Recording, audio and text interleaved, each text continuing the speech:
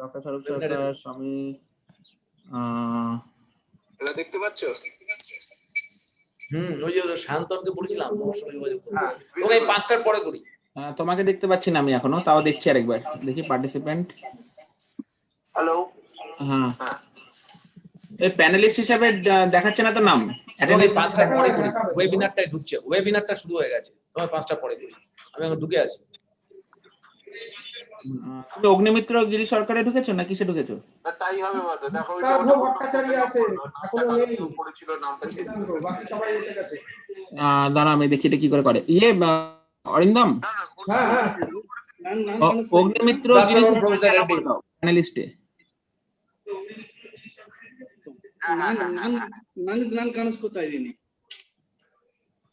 কি করে রেখেছিস কেন আগে থেকে করিস না তোরা এগুলো? এত ইজ্জত হতো সেটা মাসছে না, এটা ওয়েবিনার। এটা অগ্নিমিত্র কি অগ্নিমিত্র গিরি সরকার, মায়া ওটাকে দে গিরি সরকার অ্যালাউড টু টক। দ্বিতেন্দ্র আছে ওটাতে। আরে না না, প্যানেলিস্টটা তুললেই বলতে পারবে, তুলে দিই। হ্যাঁ ঠিক আছে, অ্যাড করে দিচ্ছ বোধহয়। হ্যাঁ সবাইকে অ্যালাউ হ্যাঁ হ্যাঁ হয়ে গেছে হ্যাঁ সবাই আছে। আর কেউ আছে দেখে নিন এই লিস্টে। ডক্টর স্পয়িংটাই রবিকাল, তাই তো? ডক্টর দ্বিতেন্দ্র দা অন্য নামে জয়েন করেছিল তো ওই জন্য।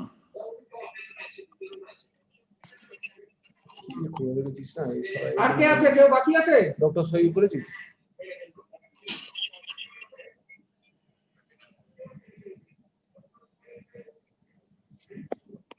নিউ লগইন আগে দিন। হয়ে গেছে। আর কেউ বাকি আছে? আমি আগে হবে না এগুলো। দেখে নিচ্ছি। স্বামীজি আছেন, দীপ্তেন্দ্র আছেন, স্বরূপ সরকার স্যার আছেন, জ আছেন, শ্রীনাথ রেড্ডি আছেন, মোহিত আছেন। আর বাকিরা কি পরে জয়েন করবে? সবাই আছে, সবাই শুরু কর। Diptendra start. Yes. Sattvarup. Right. 1, 2, all panelists, please be online as we say 1, 2, 3. You are not audible. Diptendra, you are not audible. আমি শুনতে পাচ্ছি। Yes. Okay. Sattvarup, 1, 2, 3, start. Hi, this is Satyarup Siddhanta, Secretary, COVID Care Network.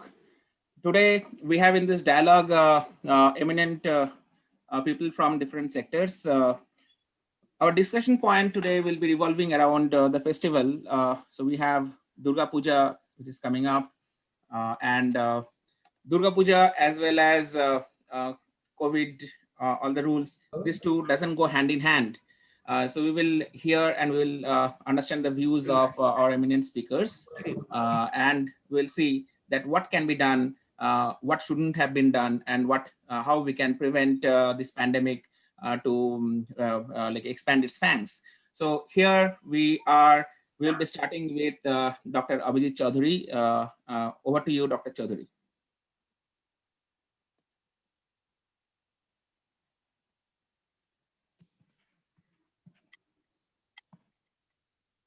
So I invite Dr. Chaudhary to come as a speaker and introduce the other speakers. Okay, very good afternoon to all of you. So I'm sitting in Calcutta, but many of us who are joining in the panel of discussions are from all across the globe. We have got Professor K. Srinath Reddy joining us from Delhi. Professor Reddy knows no introduction. Professor Reddy is President of Public Health Foundation of India. We have got Shami Shotteshananda joining us from Ramakrishna Math and Mission Belu. He is going to tell us on the thoughts on festival and COVID. So Dr. Swarup Sarkar, who had been the regional director of communicable diseases at World Health Organization Southeast Asia Regional Office, as well as had been associated with many global health organizations, including Indian Council of Medical Research, joins us from Sweden. We have got Professor John Ray joining us from Muzaffarpur. Jean probably does not need introduction, and he does not have a country. And to say, I mean, simplistically, Jean is an Indian, and he's going to talk us on how Indian people are dealing with COVID and how better we could have done. So each of us, and we have also got Josh Morrison, who will join us soon in the latter half. He leads an organization named One Day Sooner, which is a non-government organization formed to expedite and to ensure access and equity on vaccines. So Josh is in United States, so he will join us towards the latter half of the dialogue. Apart from the thinkers, the frontline thinkers, we have got other people whom we think are going to tell us about, voice from the grounds. We have got Dr. Ravikant, who leads an organization, and he's the founder of the organization named Doctors for You, who have been doing tremendous job in the COVID context all across the country, but particularly focused in Maharashtra and Bihar and other states also. Ravikant will tell the story. We have got Sister Nivedita, who will join us also from Bihar, and also Mr. Gaurav, who, and along with that, we have got people like Mohit Ranodip, who is an activist associated with COVID Care Network, and he's a mental health activist, by his training. So he will talk. We also have got famous singer, Bengali singer Lopamudra Mitra, who will also tell us about her thoughts. And we also have got Ashok Mukhopadhyay, a prominent theater personality. So what we are going to do in the first part of it, we are going to listen from COVID thinkers as well as Maharaj Satyeshanando and John, and then we will have spells of thoughts coming from the grounds. So I think in the next 2 hours or so, we will have this discussion. I just set the ball rolling by telling that, we purposely presented this as COVID in the festival context, because somewhere at some point, we all are feeling that we are probably not the right way dressed up for the festivals. This is possibly not the way we could have welcomed the festival the way we are doing, at least in West Bengal. And I think we have got the learnings from the country, Maharashtra and Kerala, and we could have taken lessons for that. And it's only timely that today finally, Calcutta High Court had come forth with a verdict that no relaxation should be allowed in the earlier verdict on reckless enjoyments that usually make the Durga Puja celebrations also glorious over years. So recklessness is really not allowed, and that's good. I would like to think our discussions also would like to put forth the thing that we at COVID Care Network are visualizing every day in the people's mindset, from a very fear-driven response that people were in the initial part of the COVID fight. Right now, we are observing that somewhere people have come out of the fear, not exactly the way they should have. People have unmasked themselves somehow prematurely and possibly exposing them to higher risk. So all these possibly will come. So with that, I welcome you all to this COVID dialogue, and I think I leave it to Dr. Ditendra Sarkar and Satyaroop Siddhanto to carry the proceedings on, and we will hear from the speakers as well as the discussions that will come forth one by one. Over to you, Ditendra. Thank you, Abhijit Da. It's an honor and privilege, and as usual, Not audible. This is the second in line that COVID Care Network has organized this sociological education program, and I understand the biggest thought was laid down by Ramakrishna Dev and then Swamiji about religion and society coming together.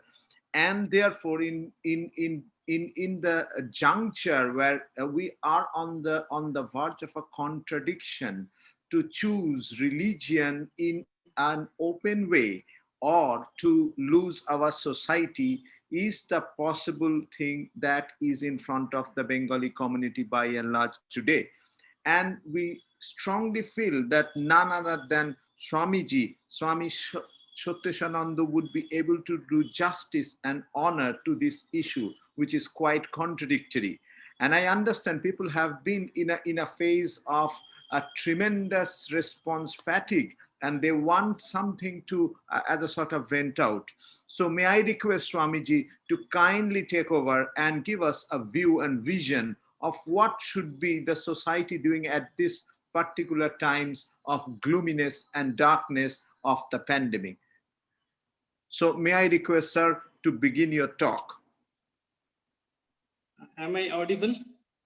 Yes, sir, you are very much audible, sir. So at the outset, I offer my gratitude to COVID Care Network organizers, the group of volunteers who have organized this webinar.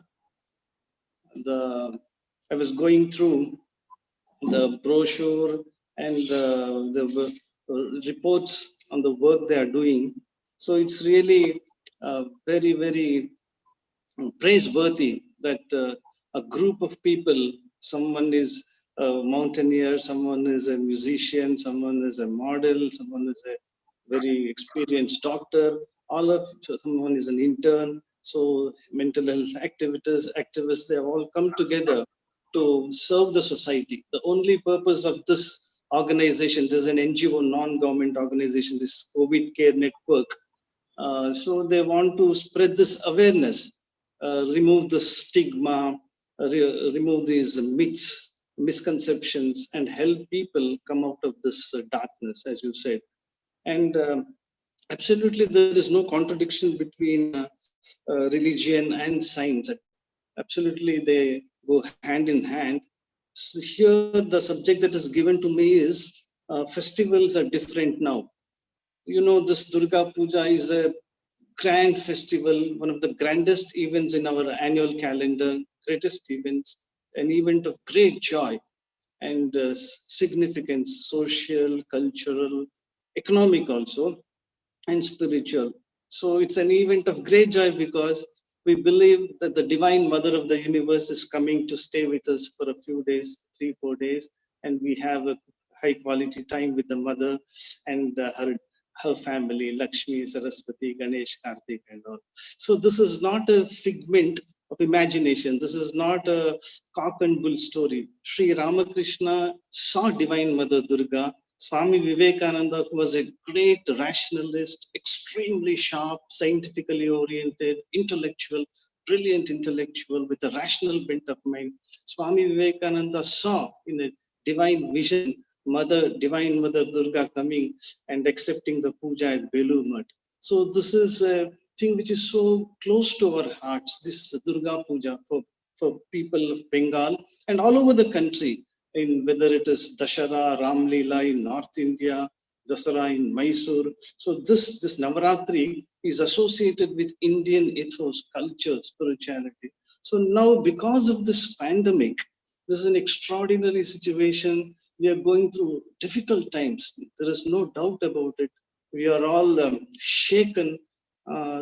We have been actually jolted out from our so-called normal life. And there is confusion, there is fear, there is anxiety, uncertainty, unpredictability, economy going down, especially people belonging to middle class, low middle class, migrant labor group. They are going through a lot of hardship. So they are in a dilemma what to do. So the government, the medical experts are asking everybody to stay safe at home, use masks, keep social distancing, hand sanitizers, washing, taking care of personal hygiene. But it's a very challenging task. But as free citizens of this great country, we all have a responsibility to shoulder. We must behave in a responsible way. The medical experts, they say that social distancing, staying at home, observing personal hygiene, this hygiene, all those things we have to follow. So during this Durga Puja, naturally, in Bengal, they say there are some 37,000 pandals are there, Durga Puja committees are there. So everybody gets affected. It's a big industry also. They say some 50,000 crores have been invested, and they are going to incur a huge loss. So many factors are involved.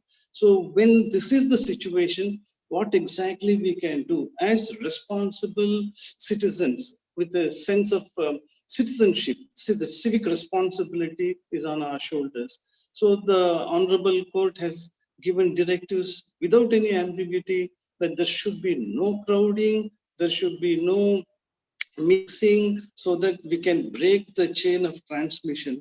So this is a very important thing. And as this is an extraordinary situation, we have to accept this year, even at Belur Math, because Belur Math is meant only for the people, meant for everybody. Vivekananda gave us this motto. What is the motto of a human being, the purpose of a human being? My own good, my happiness, my peace of mind, my security, at the same time, the well-being of the world, the well-being of the society in which I live. So it is my well-being and the collective well-being. So Belur Math is meant for everybody. It's a universal place without any sectarian, fanatical, narrow-minded, clannish views. It is meant for everybody. Bahujana hitaya, bahujana sukhaya. But this time we are forced to close the doors just to ensure safety for everybody.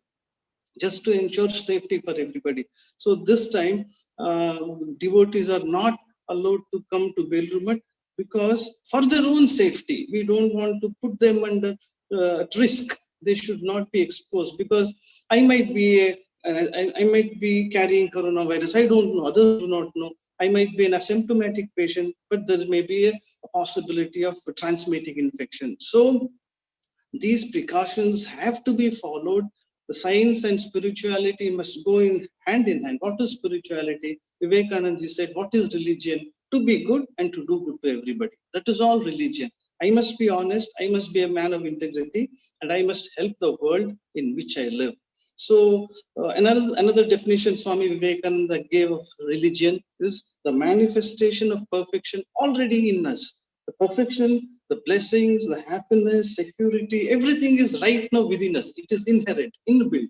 These festivals help us bring out. So these festivals are events of great joy.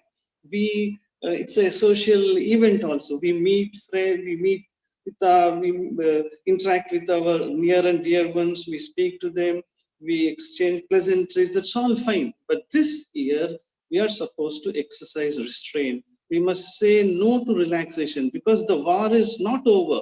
War has entered a very decisive stage. It's like a war situation. Anytime anything can happen. Today's statistics, if you see, lakhs of people have been infected, and lakhs all over the world have lost their lives. So the war is not yet over. So it is there. So if we don't exercise restraint, if we don't behave with responsibility, if we don't indulge, if we don't take sufficient care, if we go out and mix with people, if we crowd, go into malls, pandals, having this entertainment in view, there may be a backlash, there may be a surge, again a spike. We have seen in Kerala, Onam has started as a lesson. So any slight, because in Bengali there is a beautiful saying, Kaj shere bosho, shatru mere hesho. Kaj shere bosho, you complete your task, assignment, then you sit comfortably and enjoy your leisure. And shatru mere bosho, shatru mere hesho, you can have the last laugh only when you vanquish the enemy completely. Here the enemy is coronavirus. So we are all soldiers, we have to be on high alert. So any inadvertence, any lack of care can lead to disaster, because we have lost so many people, near and dear ones. We may say recovery rate is 87% or 88%. That's excellent. Mortality rate is less than 2%. That's also very good. There is no need to fear on that. But for a family which has lost one person, one family member, for them it is 100% mortality. For them, it is terrible agony, suffering. So we can't afford to lose any lives.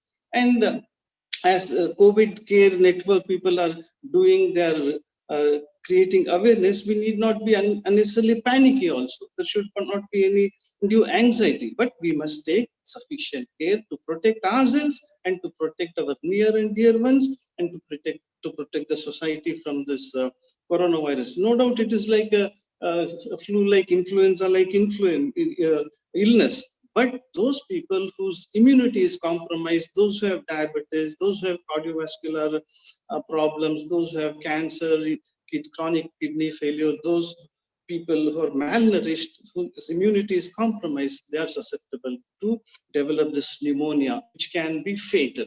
So, as I said, we have lost so many lives, and those lives precious, and there is no doubt it is because of COVID with comorbidity. So this is all I want to say, that though Durga Puja is very near to our heart, it's an event of great joy, an event to communion with Mother, Divine Mother of the universe. But this year, it is because of Mother's will that we stay at home.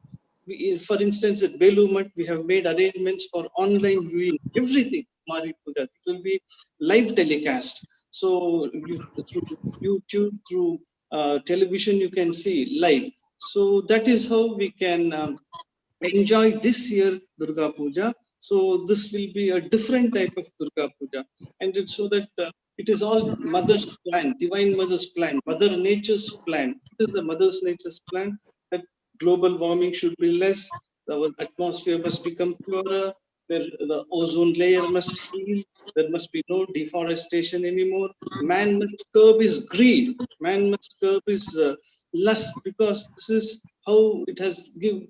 It is a nature's fury, nature's revenge. Probably we don't know what the causes. It's a great opportunity for us to stay back at home, do introspection, and the most important thing is to commune with the Divine Mother who is within every one of us. So, to commune with the Creator of the universe. There is another beautiful saying in Bengali, Holy Mother Sharda Devi. She used to tell, who Mother is the founder of Ramakrishna Math and Ramakrishna Mission. Whatever you say, it is because of Mother Sharda Devi. She used to say, Jar Ache She Mako, Jar Ne She Japo. How can we help people during this time, during this pandemic, to help people come out of this? Suppose I have resources, I have finance, I have wealth, I have other resources. I can donate in charity, help people. We helped a lot of people during, all of you have helped during lockdown situation. So, and one who does not have wealth, one who does not have resources, he can just pray. Prayer has tremendous power. Prayer means sending thoughts of goodwill. Vivekananda used to say, you must pray every day, constantly, every minute, for the good being, for the well-being of the entire universe. Let all beings be happy. Let all beings be peaceful. Let all beings be blissful. Vivekananda used to say, the more we pray for others, the more we send thoughts of good vibrations to all the corners of the world, we feel stronger, we feel better, we will be free from all insecurity, fear, and anxiety. So these auto-suggestions are of tremendous help in overcoming this anxiety, this frustration, depression, suicidal tendencies, meaninglessness and purposelessness in life. So this is a great opportunity to introspect. Who am I? What am I? What am I doing here? What is the nature of my existence? So prayer during this period, in this festival, we must spend time in prayer and meditation. And if we can help people, giving charity. So the CNN is doing wonderful work. So people can join as volunteers, can render, can give donation, so that they they are providing ambulances, they are providing expertise, advice, they are acting as an interface between the government and the public and the healthcare infrastructure. So it's a great work that is being done. So I must congratulate, I must express my heartfelt gratitude, so that this is a great opportunity. Vivekananda said religion is nothing. Religion is service of God in man to the extent possible. So this is how I would like to share my thoughts. Let us stay safe. Let us not spread infection. Let us not be a source of trouble to others. Let us behave in a responsible, enlightened manner as citizens of this great country. Once again, I offer my grateful. Thanks. Thank you very much.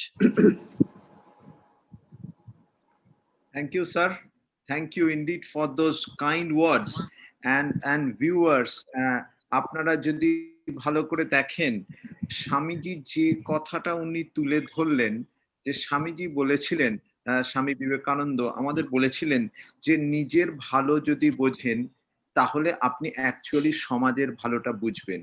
কোথাও একটা somewhere you will understand the concept of his philosophy is matching with what WHO is telling today.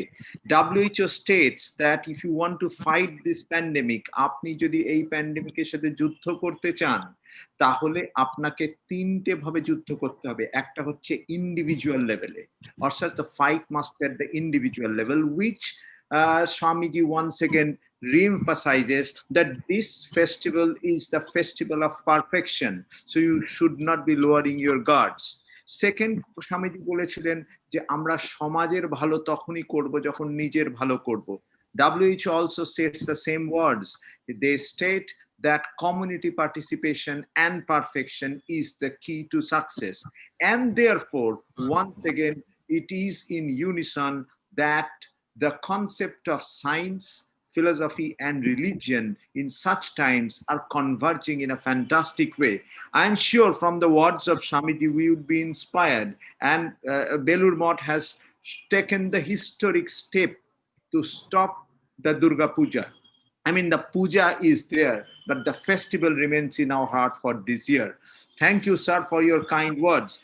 And we have the next speaker who would be taking up this issue of how to fight the pandemic from a public health point of view, and none other than a wonderful cardiologist and a public health expert, Srinath Reddy, sir. Now, sir, if you are there, I request you to come online, and before we start, there is already questions pouring in directed towards you, and some of them have been asking that why is the government of India going down on the testing every day? Is that a strategy, or is it they're trying to mask something? So it's a controversial question, I understand. You are going to address the issue of from the public health point of view, but do have in mind this interesting question that has been sent to me by one Mr. Gautam Brahma, who wants to ask you this question. Why apparently when things are not in the best mood, the testing is going down? Thank you, sir. The podium is all yours. Thank you very much. Well, let me start off by talking about what is hitting the headlines now currently in terms of President Trump accusing his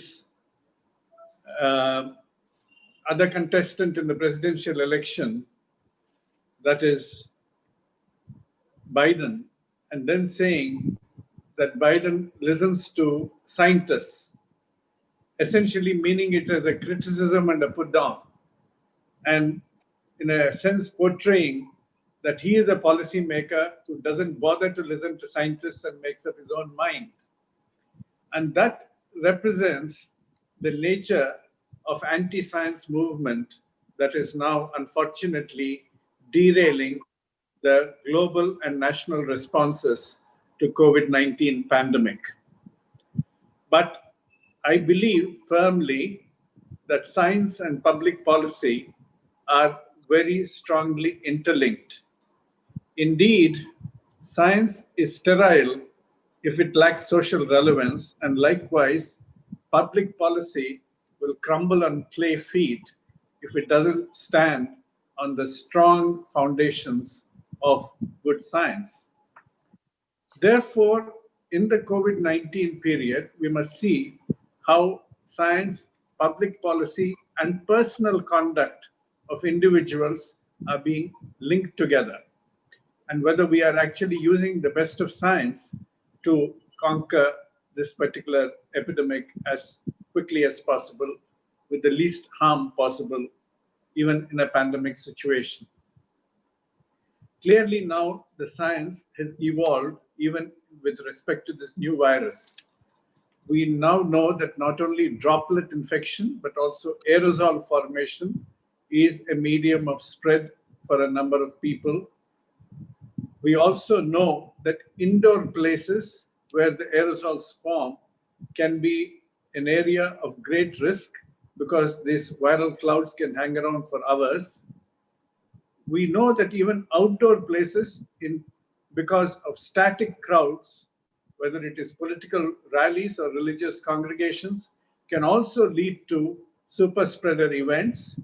And these are the reasons why even a small number of people who are infected can pass on the virus to a very large number of people and thereby become an easy passage for the virus. We know that this particular virus travels with people and celebrates with the crowds. Every time we have a large crowd, there's a great opportunity for the virus to infect many people. Now, I'm not going to get into the testing question because that is a matter of policy that different state governments will have to answer. It is not just the national government, and I hold no brief for the national government. But it is true that the testing policy initially was hindered by the absence of kits, part of which had to be dependent upon imported components.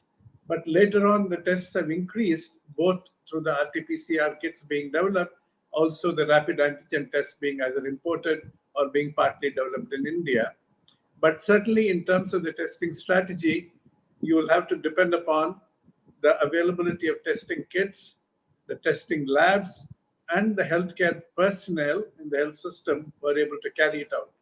But I think one of the crucial failures or the shortcomings has been the inability to detect cases early.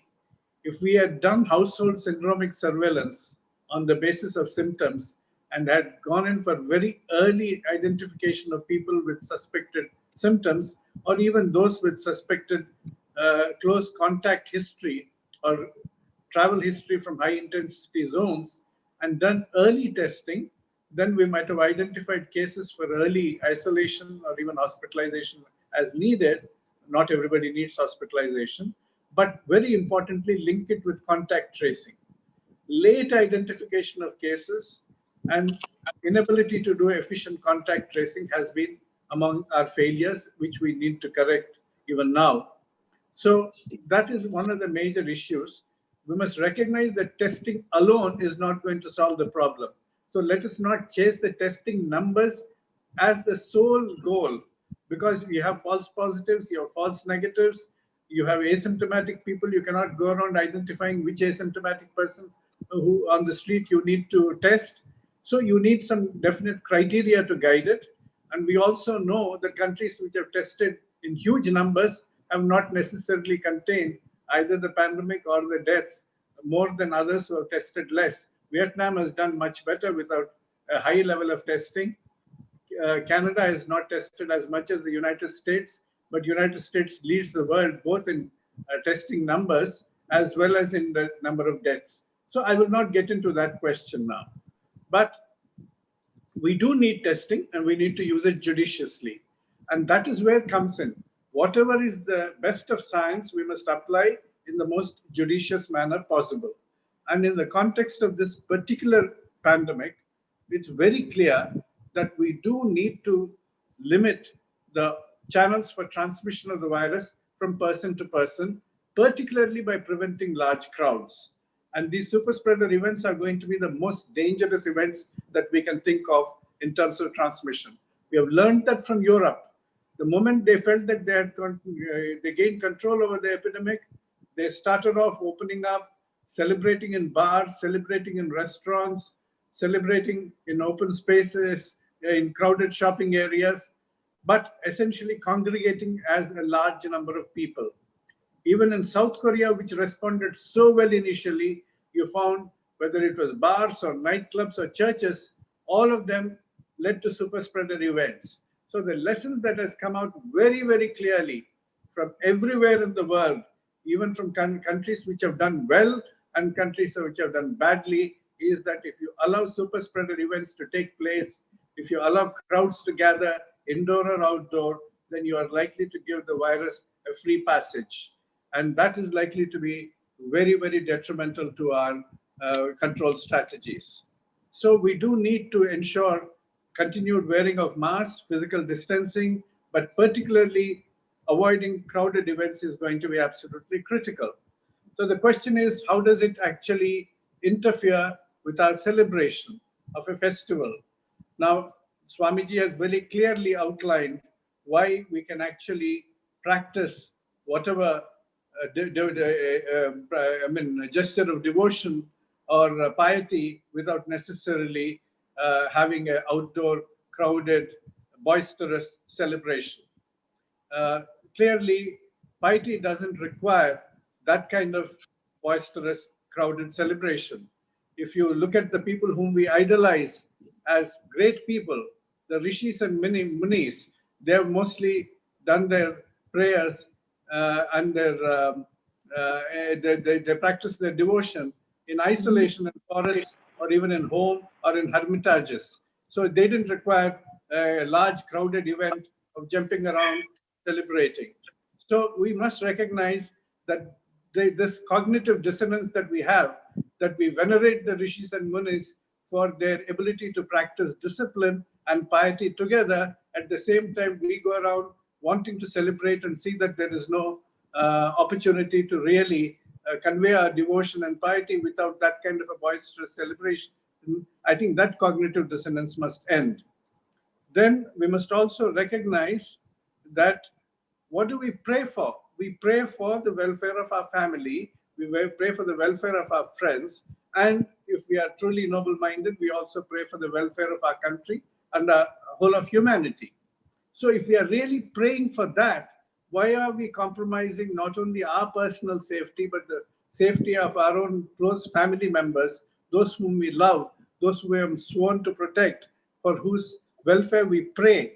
Or when we say Sarve Jana Sukhino Bhavantu and pray for the rest of humanity as well, why are we through kind of foolish acts, indiscreet actions, compromising that safety, that welfare?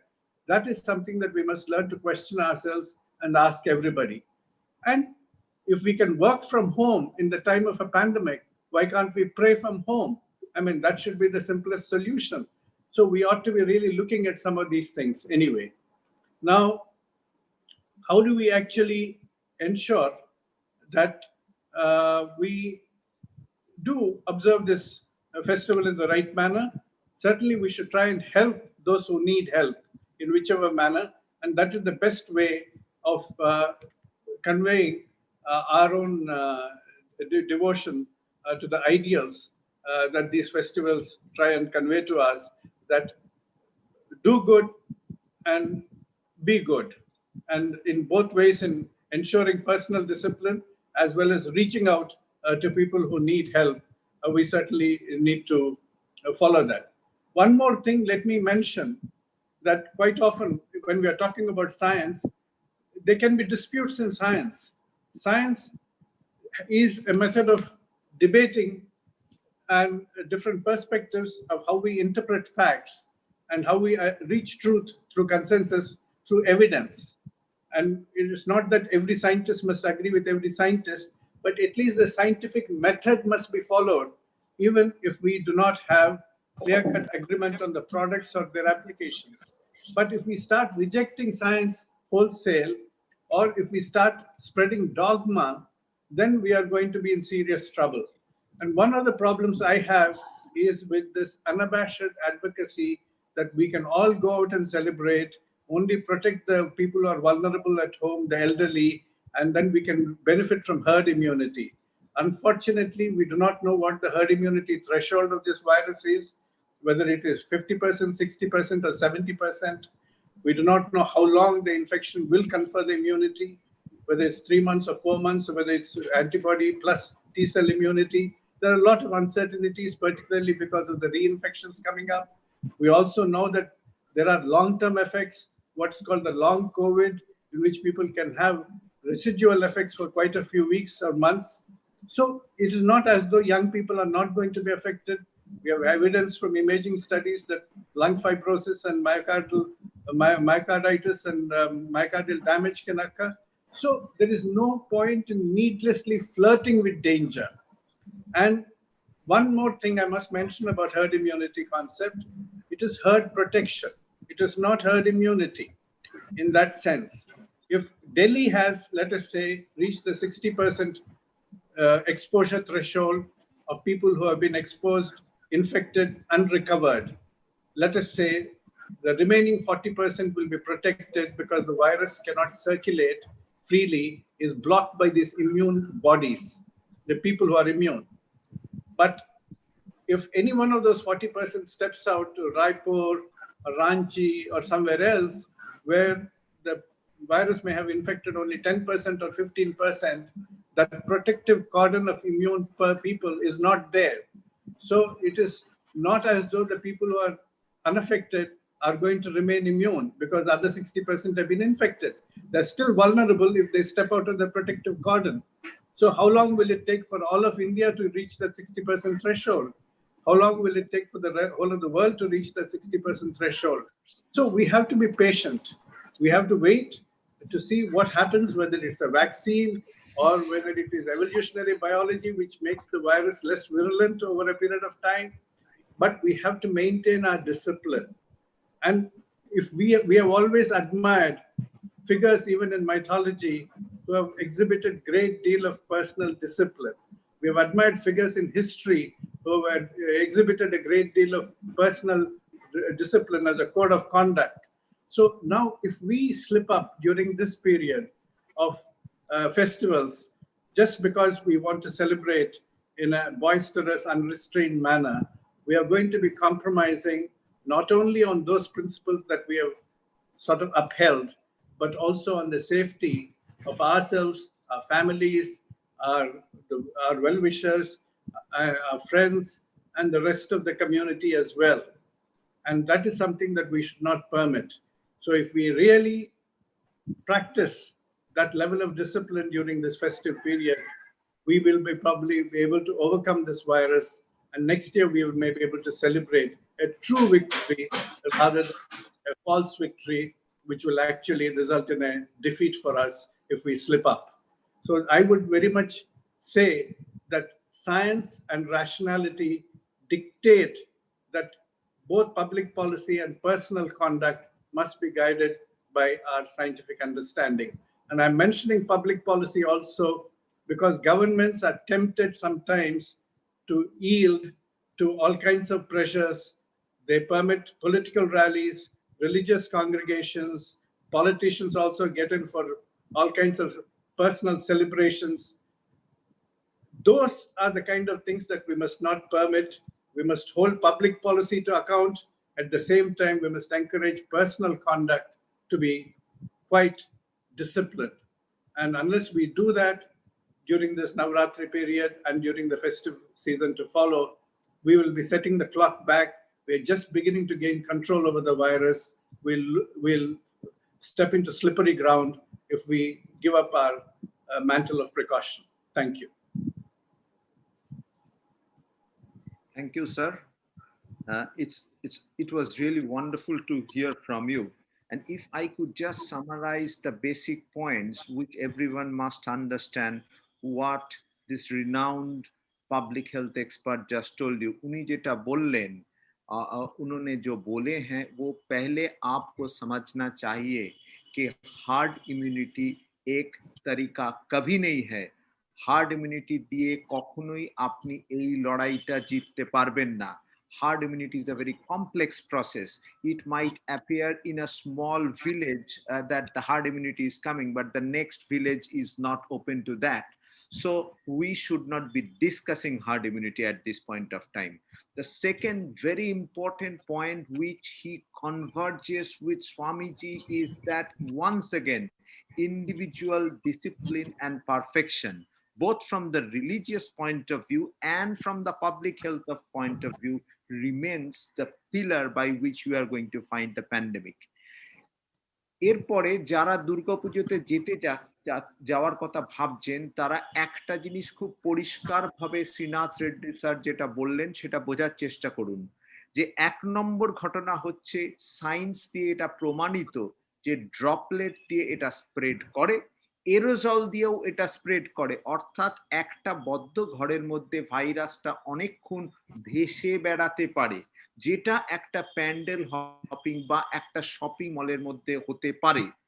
2 number point উনি বারে বারে যে কথাটা বলার চেষ্টা করলেন যে outdoor event যদি একসাথে অনেকগুলো লোক আসে সেখানেও কিন্তু এটা অ্যাগ্রাভেটেড হয়। ফলে এই একটা ঘটনা এইভাবে ধরবেন না যে সাধারণ লাইফে আপনি বাসে করে যাচ্ছিলেন আর একটা পুজোর প্যান্ডেলে যাচ্ছেন, দুটো সম্পূর্ণ আলাদা। এবং ন্যাচারালি এই ইভেন্টগুলো can act as a super spreader event, অর্থাৎ এক ধাক্কায় এক হিসাব মে দ্য হোল থিং, আপনি যেটা নাবাতে নাবাতে নিয়ে এসেছিলেন 6.5%, once again it can go up to as high as 20% what it happened 3 months back. So I am sure আপনারা ওনার কথা শুনে শিক্ষা নেবেন এবং এই দুর্গাপূজাটা your only weapon is science and rationality. Do not, for God's sake, allow the science and rationality to go away. আপনাদের মধ্যে অনেকের মধ্যেই there is a tendency to twist science, but science is based on evidences. So do not, for God's sake, keep away from evidences. Follow whatever the experts tell. Thank you, sir. We will take any questions that come to you later on. I have an interesting question, which I think Miss Lopamudra Mitra, Miss Lopamudra Mitra, আপনি কি আছেন? আমরা তাহলে আপনি যে কোয়েশ্চেনটা করতে চাইছিলেন বা আপনার যে বক্তব্যটা বলতে চাইছিলেন সেটা নিয়ে আমরা তারপরে মিস্টার স্বরূপ সরকারের কাছে যাব। আপনি কি আছেন? Never mind. There is an interesting question to Swamiji. Swamiji, you can take the question and the answer later on. It is from one Mr. Vinod Menon. He has appreciated wonderfully the fact that a death in a family is 100%. That's a very interesting statement that you made. But he was also suggesting that can you innovate some ideas of social protection of people who are dying, who are the single bread earner of the family? Can the honored panelists suggest some method, some innovative method to support those unfortunate deaths in the family who are the single bread earner? Can the government also look into the whole thing? So, sir, at the end, we might take the answer from you. If you want to chip in for a brief comment, you can.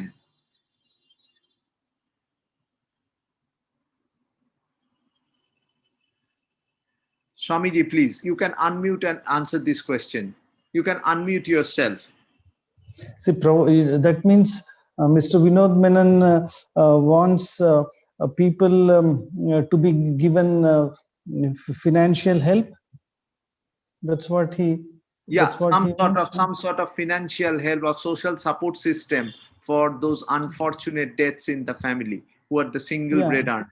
Yeah, absolutely. See, we during this lockdown, Ramakrishna Mission, we did relief worth 25 crore rupees, because ours is a non-governmental organization. We have our limitations, and everything depends on the charities. People have come forward, and because of our population, overpopulated, country is densely populated, 135 crores. So to feed those mouths, it's a huge task. What we could do, it's just a drop in the ocean. So everybody has this social responsibility, as Dr. Srinath Reddy very beautifully put it. So we have to behave in a disciplined way. And regarding helping them, yes, government, non-governmental organizations, everybody has to come forward. And as I said, it's a huge task, extremely difficult. Everybody has his or her limitations, and the population is so much, 135 crores. And really, it's a great challenge. And we from Ramakrishna Mission, we have tried in our own humble way to help people. So as I said, it is a drop in the ocean. Everybody has to come together and do this. There's no other way. It's a very unfortunate thing, very sad thing. It's a tragic thing. So that's how this collectively working together will help. Yeah. Thank you, Swamiji, once again. And once again, you have re-emphasized the concept of, as you said, community participation. We must think for the Samaritan attitude. Now, I'm going to go to Mr. Swarup Sarkar. And Mr. Swarup Sarkar doesn't need any introduction. And Mr. Sarkar, if you are there, Dr. Sarkar, there is an interesting question to begin with. You have already told that you are going to answer the question.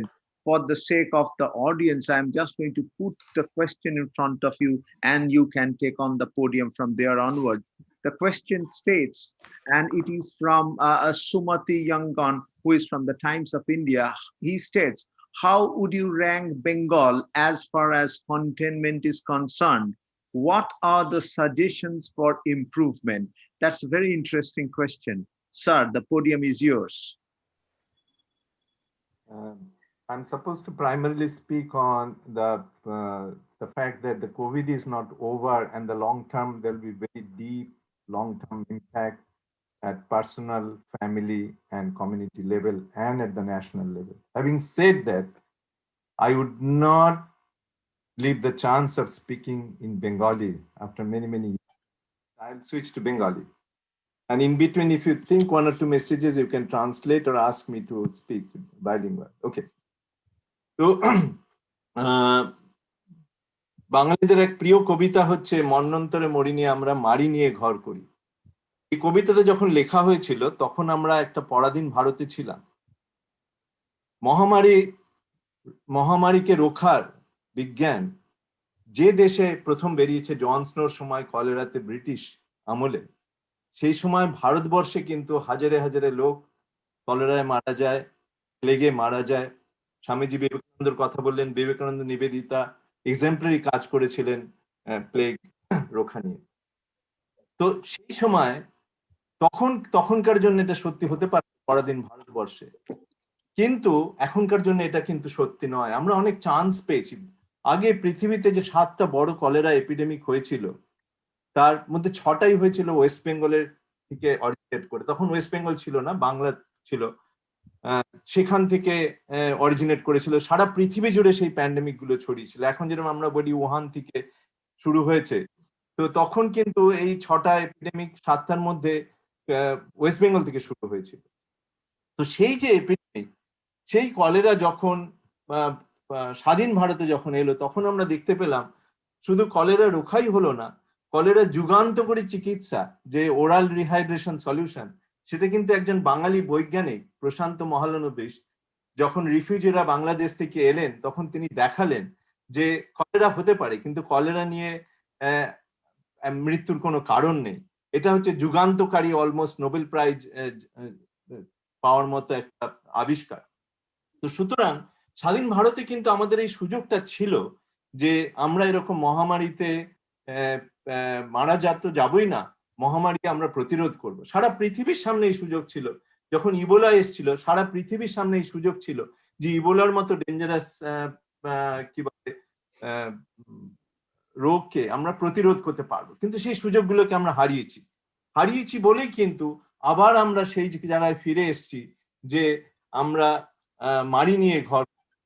এবং আমার main বক্তব্য আজকের হচ্ছে যে এই যে মারি নিয়ে যে ঘর করা, এইটা কিন্তু শুধু পুজো ভুলে যাই আমরা, শুধু পুজো নয়, এটা অনেক হতে চলেছে আমাদের সামনে।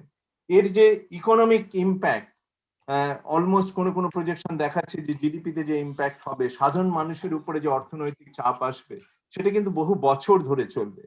আর এই পুজোর সুপার স্প্রেডার ইম্প্যাক্ট অনেকেই বলেছেন, স্বামীজি বলেছেন, শ্রীনাথ বলেছে, এখানে একটা পুজো কিভাবে অভিশাপে পরিণত হতে পারে। একটা পুজো, আপনারা অনেকেই হোয়াইট হাউসের একটা ঘটনা থেকে দেখেছেন যে কতজন ইনফেক্টেড হয়েছে। তো সেই পুজোকে যদি আপনি হোয়াইট হাউসের 100-150 জনের মিটিংকে লাখের মিটিং এ ছড়িয়ে দেন, তাহলে কত লোক এক চান্সে ইনফেক্টেড হতে পারে আপনারা চিন্তা করুন। তো এই যে ব্যাপারটা, এটা কিন্তু এই শুধু পুজোতে যদি আমরা এটাকে আরো স্প্রেড করি, আপনারা মনে রাখুন যে আমাদের এত সমস্ত হওয়া সত্ত্বেও, যে 5টা বিভিন্ন জায়গা থেকে মাইগ্রেন্ট আসা সত্ত্বেও মাত্র 5টা ডিস্ট্রিক্ট আগস্টের শেষ পর্যন্ত আমি ডেটা দেখেছি যে মেনলি 5টা ডিস্ট্রিক্ট থেকে 80%, বাট 80% না, ধরুন 2/3 মতো কেস আসছিল। এখন আমি সেপ্টেম্বরে দেখেছি যে আরো 5টা ডিস্ট্রিক্ট এটা ছড়াতে চলেছে। তার মানে এখনো কিন্তু 1/3 ডিস্ট্রিক্ট কিন্তু ইনফেক্টেড নয়, বা 1/3 পপুলেশন কিন্তু কলকাতাতে এখনো যদি আপনি ধরে নেন যে 25% লোক ইনফেক্টেড, এখনো 3/4 লোকই কিন্তু ইনফেক্টেড নয়।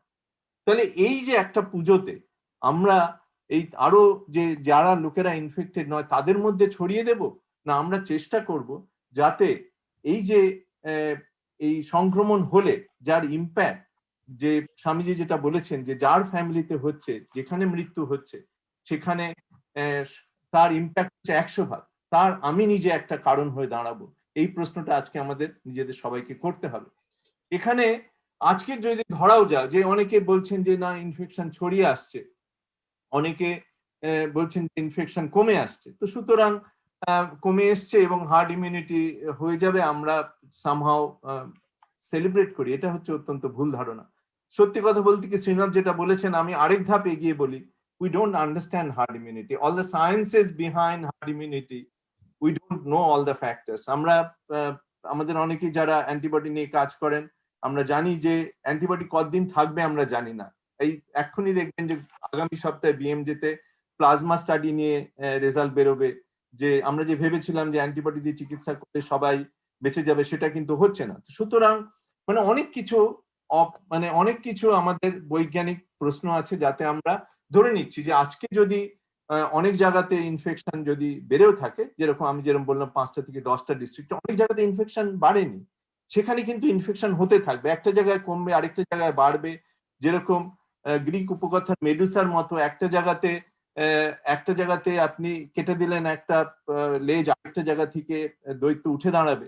তো সেরকম ভাবে কিন্তু এই এপিডেমিক আমাদের সাথে অনেকদিন ধরে চলবে, এবং এর যে প্রতিরোধ যদি আমাদের গড়ে তুলতে হয়, তাহলে কিন্তু প্রথমেই আমাদের চিন্তা করতে হবে যেটা আজকের জন্য নয়, এই পুজোর জন্য নয়, আমাদের দীর্ঘদিনের জন্য তৈরি হতে হবে। অনেকেই যুদ্ধের কথা বলেছেন যে লং টার্ম যুদ্ধের পরিণতি নিতে হবে, মানে প্রস্তুতি নিতে হবে। আমি যুদ্ধতে অতটা বিশ্বাস করি না।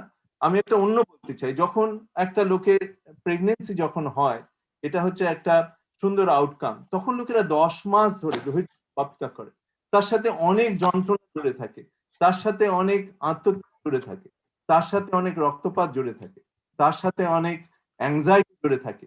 কিন্তু আমরা ধৈর্য ধরে অপেক্ষা করি একটা সুন্দর পরিণতির জন্য, এবং সুন্দর পরিণতি আমরা পাই। আজকে সেই ধৈর্য ধরার সময় এসেছে, এবং এই যে ধারণা যে করে হোক আমাদের সবকিছু খুলে দাও বা সবকিছু বন্ধ করো, এটা একটা মাঝামাঝি পথ বের করার সম্ভাবনা এসছে, যেটাকে আমাদের তৈরি করতে হবে। এবং সেখানে এই যে সম্ভাবনা, আমাদের একজন প্রশ্ন করেছেন যে কন্টেনমেন্ট বেঙ্গলের র্যাঙ্ক কত, আমি বলতে চাইছি যে বেঙ্গলের র্যাঙ্ক ততটাই ভালো এবং ততটাই খারাপ যারা পৃথিবী জুড়ে আমরা দেখছি। সারা পৃথিবী জুড়ে কিন্তু আজকে ডিজিজ কন্টেনমেন্টের একটাই মডেল চালু, যে সেটা হচ্ছে স্টেট দিয়ে, পুলিশ দিয়ে জোর করে লোককে ঘরে আটকে রেখে কি করে একটা ডিজিজ, যেটা সামহাও চাইনিজ সামাজিক পরিস্থিতিতে সম্ভব, তাদের রাজনৈতিক পরিস্থিতিতে সম্ভব, যে ডিজিজ কন্ট্রোলের যে পুরনো মডেল, যে সেটা হচ্ছে যেই কাউকে তুমি দেখছো যে তার রোগ হলো তাকে সাথে সাথে আইসোলেট করে দাও, তাকে না হলে জবরদস্তি আইসোলেট করো, এই মডেলটা অনেক পুরনো মডেল। এটা হচ্ছে যে লোককে you give people power, you give people, you enable people to practise safe behaviour. এই যে লোকের উপরে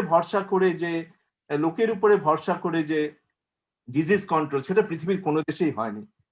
চাইনিজ মডেল আমেরিকা কপি করেছে, চাইনিজ মডেল ইউরোপ কপি করেছে, এই সামহাও তাদের মতো করে, কিন্তু তার পিছনে একটাই আছে, যে জবরদস্তি সবকিছু বন্ধ করো, জবরদস্তি লোককে আটকে রাখো, জবরদস্তি আইসোলেট করো।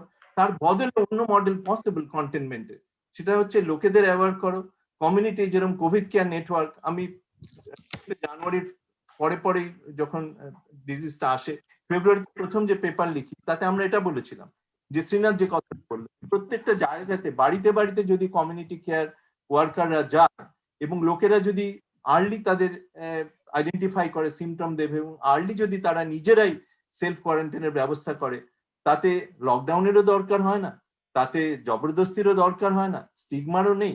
তো এই যে কি বলে পিপল সেন্টার পিপল ইনক্লুসিভ যে সমস্ত অ্যাপ্রোচ, সেটা সারা পৃথিবীর কোথাওই এটা ইমপ্লিমেন্ট হয়নি। এবং সেদিক দিয়ে কোভিড কেয়ার নেটওয়ার্ক একটা হচ্ছে উজ্জ্বল ব্যতিক্রম সারা পৃথিবীর ব্যতিক্রমগুলোর মধ্যে। এরকম পৃথিবীর খুব কম জায়গাতেই এরকম সংগঠন আছে। তো সেই জন্য কন্টেনমেন্টের যে এই যে ফোর্সফুল যে কন্টেনমেন্টের যে কনসেপ্ট, এইটা কোনোদিন ডিজিজ রক্ষা করতে পারবে না। আমি সারা জীবন এইচআইভি নিয়ে কাজ করেছি, যেখানে আমাদের জবরদস্তি করতে হয়নি, যেখানে লোককে যদি আপনি দায়িত্ব দেন, লোক যদি সচেতন হয়, তারা কিন্তু নিজেরাই ডিজিজ প্রতিরোধ করতে পারে। সেই জন্য কন্টেনমেন্টের একটা জেনারেল মডেল, পুলিশ মডেল যেটাকে আমি বলি, বা মিলিটারিস্টিক মডেল, সেটা সারা পৃথিবী যেটা চলছে, ওয়েস্ট বেঙ্গলে সেটা ইকুয়ালি খারাপ এবং ইকুয়ালি বাজে। সারা ভারতবর্ষে বা সারা পৃথিবী জুড়ে কন্টেনমেন্টের মিলিটারিস্টিক মডেল চলছে। তার জন্য সেখানে মানুষকে দিয়ে সচেতনতার ভিত্তিতে যে ডিজিজ কন্ট্রোল করা, সেটা এখনো শুরু হয়নি। কোভিড কেয়ার তার জন্য এক গুরুত্বপূর্ণ পদক্ষেপ। এবং সেখানে আমি বলবো যে আমাদের সময় এসছে যে এখনো, মানে আজ আমার যে প্রসঙ্গে বলার কথা, যে এই কোভিড তো ওভার হয়নি, কোভিড আমাদের সাথে মিনিমাম 1 থেকে 2 বছর থাকতে চলেছে। সুতরাং আমাদের লং টার্ম তৈরি দরকার রয়েছে, এবং প্রসব বেদনার মতো ধৈর্য ধরে আমাদের কি বলে, ধৈর্য ধরে আমাদের কি একটা সুন্দর আউটকামের জন্য তৈরি হওয়া দরকার রয়েছে। এবং পথ, আমরা কিন্তু সমস্ত সায়েন্স জানি না আজকে, আমরা সমস্ত উত্তর আমাদের জানা নেই, কিন্তু এইটা আমরা জানি যে বুদ্ধদেব যেরকম বলেছিলেন, যদি পথ না থাকে, আমরা যদি হাঁটি, তাহলে পথ তৈরি করি আমরা। কোভিড কেয়ার নেটওয়ার্ক যেভাবে পথ তৈরি করেছে, সেরকম ভাবে গ্রামে গঞ্জে, শহরে, মফস্বলে যদি আমরা মানে মানুষকে ভিত্তি করে, আমরা তাদের সাথে আলোচনা করে যে কিভাবে তাড়াতাড়ি টেস্ট করা যায়, কি করে লোককে আইসোলেট করা যায়, কি করে একজনের যদি মানে দারিদ্র্যের সীমায় পৌঁছায় তাকে সাহায্য করা যায়, এইভাবে যদি আমরা একটা কি বলা যায় যে কমিউনিটি জন আন্দোলন এবং জনসংগঠন দিয়ে যদি ইনক্লুসিভ কন্টেনমেন্টের চেষ্টা করি, তাহলে কিন্তু definitely early isolation, early containment and all self imposed through support of voluntary organisation, তাহলে কিন্তু আমাদের ভবিষ্যৎ অন্যরকম হতে পারে। আমাদের কিন্তু কোভিডের মৃত্যু আমাদের অবশ্যম্ভাবী নয়। এবং সত্যেন দত্তের যে কবিতা, যে কি বলে মাড়ি নিয়ে ঘর করি, তা নয়, কিন্তু মাড়িকে আমরা ঘরে ঢুকতে দিই না, আর মাড়িতে আমরা মারাও যায় না, মাড়িকে আমরা প্রতিরোধ করি, সেটা পসিবল হবে। এবং লাস্ট কথা হচ্ছে, দোহাই প্রত্যেকে আপনারা পুজোর সময় এই রোগ ছড়িয়ে দেওয়ার দায়ে দোষী হবেন না। আমি শুনেছি অনেকে যে বাচ্চারা আসতে পারে, কিন্তু প্রত্যেকটা বাচ্চার বাড়িতে বয়স্ক বাবা মা আছে। হ্যাঁ, আপনারা প্রত্যেকে জানেন, কোমরবিডিটির কথা অনেকেই বলেছে। এই বাচ্চা যখন বাড়িতে ফিরে যায়, তখন কিন্তু তাদের থ্রু দিয়ে আমাদের বেশিরভাগ বাড়িতেই কিন্তু একটা ছোট ঘরে আলাদা করে থাকার মতো জায়গা নেই। এই বাচ্চাদের থ্রু দিয়েই কিন্তু আবার বাড়িতে কি বলে বয়স্কদের এবং বয়স্ক লোকেদের রোগ হওয়ার সম্ভাবনা রয়েছে। তো সুতরাং এখানে এই যে মানে এই কমপ্লেসেন্সির কোনো সুযোগ নেই। যে সত্যি যদি আমরা পুজোর কোনো প্রার্থনা করি আজকে, তাহলে আমরা শুধু এটাই বলতে চাই যে আমাকে শক্তি দাও যাতে আমি সংযত হতে পারি, আমাকে শক্তি দাও যাতে আমি আমার ফ্যামিলির লোকেদের রক্ষা করতে পারি, আমাকে শক্তি দাও যাতে আমি সমাজকে রক্ষা করতে পারি, এবং সবাই একসাথে সংযত হয়ে দেখতে পারি এই পুজো যেন অভিশাপ হয়ে না দাঁড়ায়। পুজো যেন সত্যি শোকেরা আনন্দ করতে পারেন, এবং লক্ষ্মী পুজো, কালী পুজো, প্রত্যেকটা সময় পর্যন্ত যেন তারা কি বলে কেউ যেন আক্রান্ত হয়ে, এবং তাদের মধ্যে যাদের ভালনারেবিলিটি আছে, তারা যেন মৃত্যুর পথে এগিয়ে না যায়। থ্যাংক ইউ স্যার, অসংখ্য ধন্যবাদ। অনেকগুলো কোয়েশ্চেন আছে, আমি কোয়েশ্চেন গুলো আপনার কাছে নেব স্যার, কিন্তু আমাদের one of our esteemed guests has to leave, Mr. Jean Drez, and I would request you to come to podium. After that, we are going to take some questions. Now, of course, when it comes to a pandemic, and you know, you have got lockdowns and such stricter regimes being implemented throughout the globe, and we are debating today whether it was worth doing, and if it was worth doing, what was the exact way of doing that. And no better person can an economist would be able to answer these questions. So Mr. Jean Drez, the podium is yours. Thank you very much, sir. Thank you very much for inviting me. I was not able to understand the previous speaker because my Bengali is not good enough. So I'll take off from some of the things that Professor Srinath Reddy said, which I found very enlightening. I am speaking from Muzaffarpur in Bihar, and it may look very pleasant on the screen because I'm sitting on the veranda of Dr. Ravikant, who is hosting me. But if you go out from here to the villages, you find abominable living conditions as exist perhaps in very few other places in the world compared to Bihar.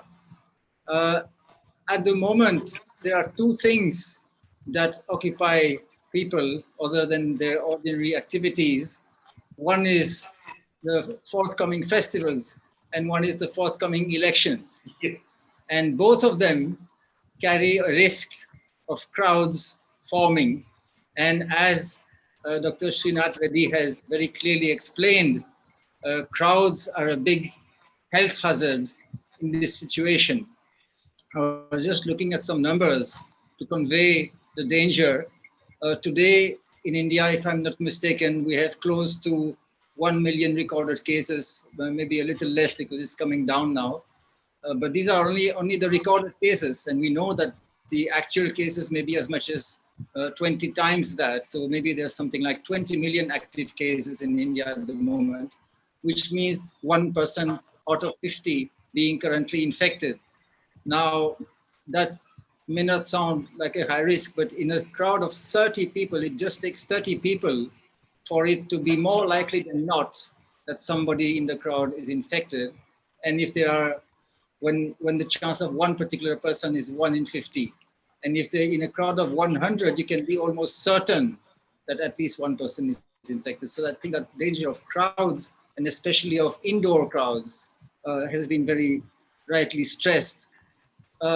The other thing that is striking in this area is that nobody is taking any precautions. Hardly anybody. You can see I have a mask here, but I think I'm considered a very strange person because I'm wearing a mask. Most people don't do that, and they don't bother with social distance.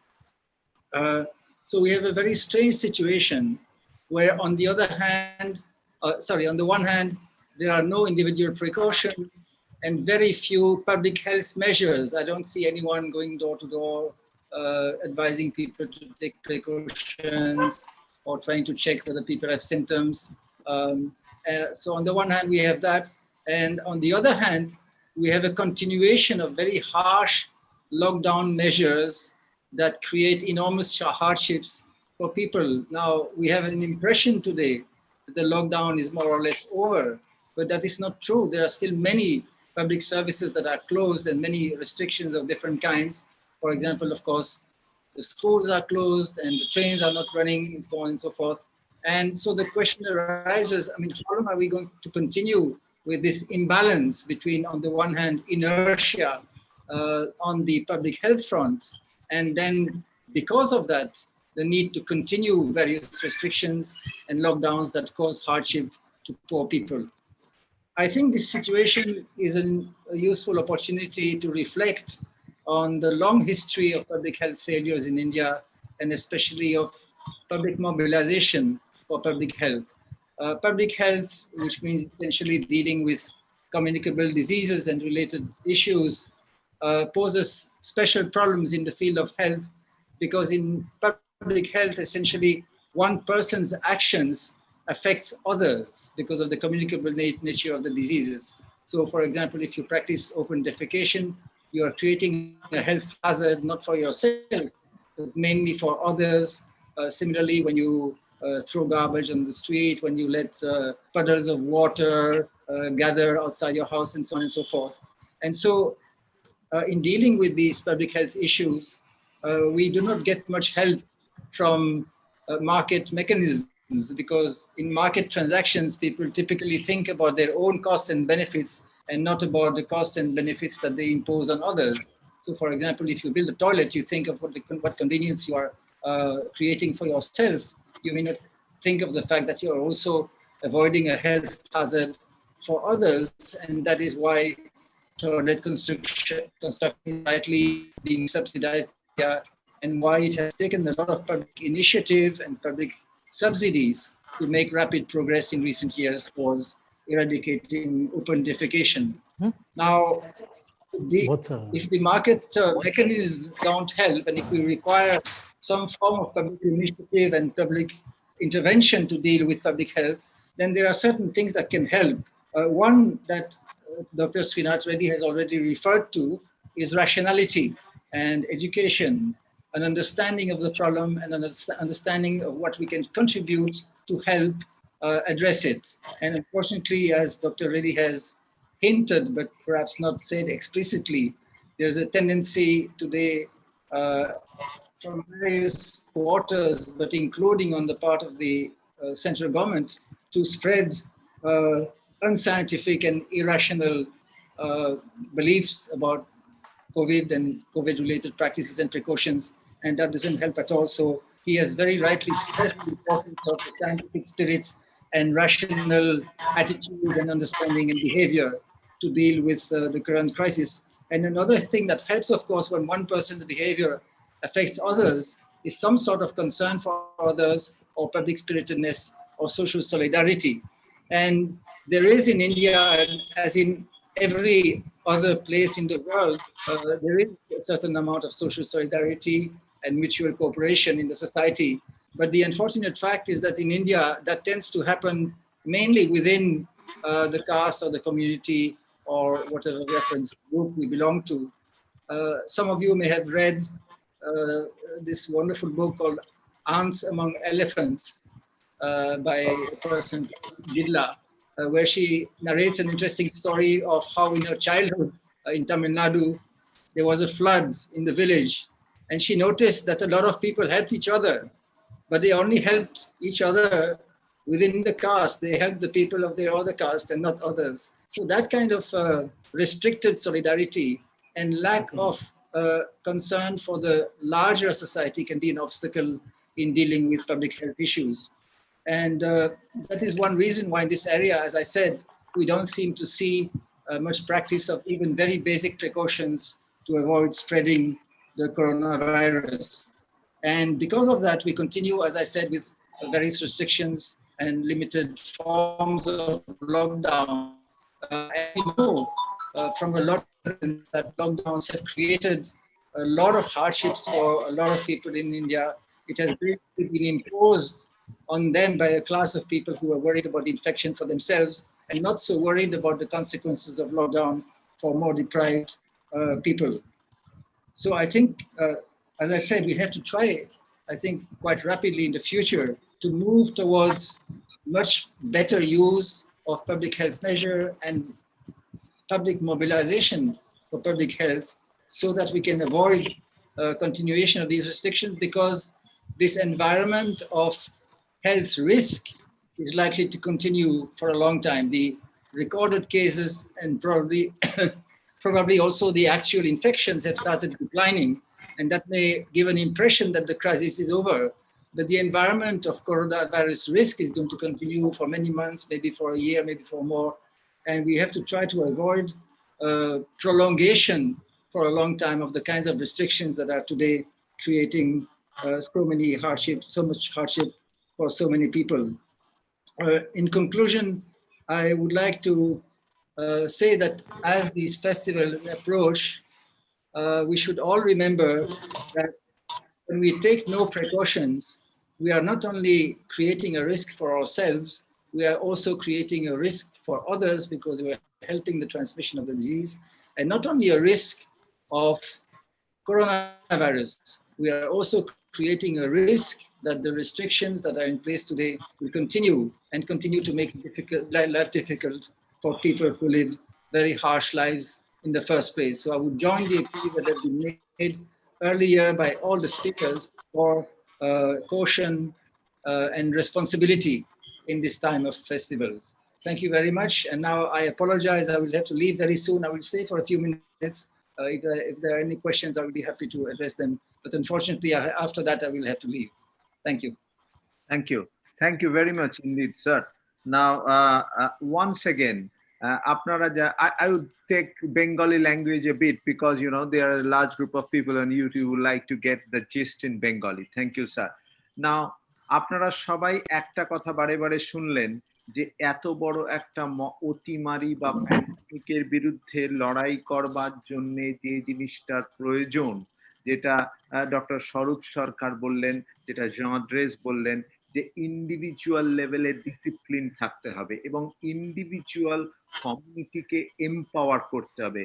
WHO একই কথা বারে বারে বলছে যে এইরকম একটা লড়াইয়ে individual যে ডিসিপ্লিন ওয়েতে will go ahead with all the guards.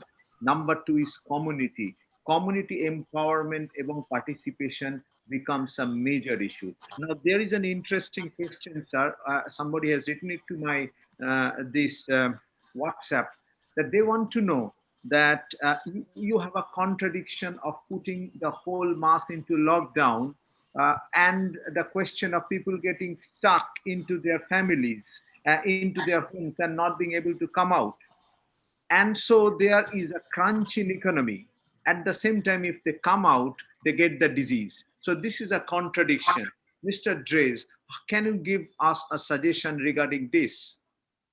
Well, I would How maybe do you repeat, solve this riddle? That's the suggestion that I have already made, that if there is more emphasis on public health measure and more responsibility on the part of all members of the public, then that will facilitate the reopening, not only of the economy is one thing, but also of essential public services that are still being denied to people because of the danger that they are thought to pose.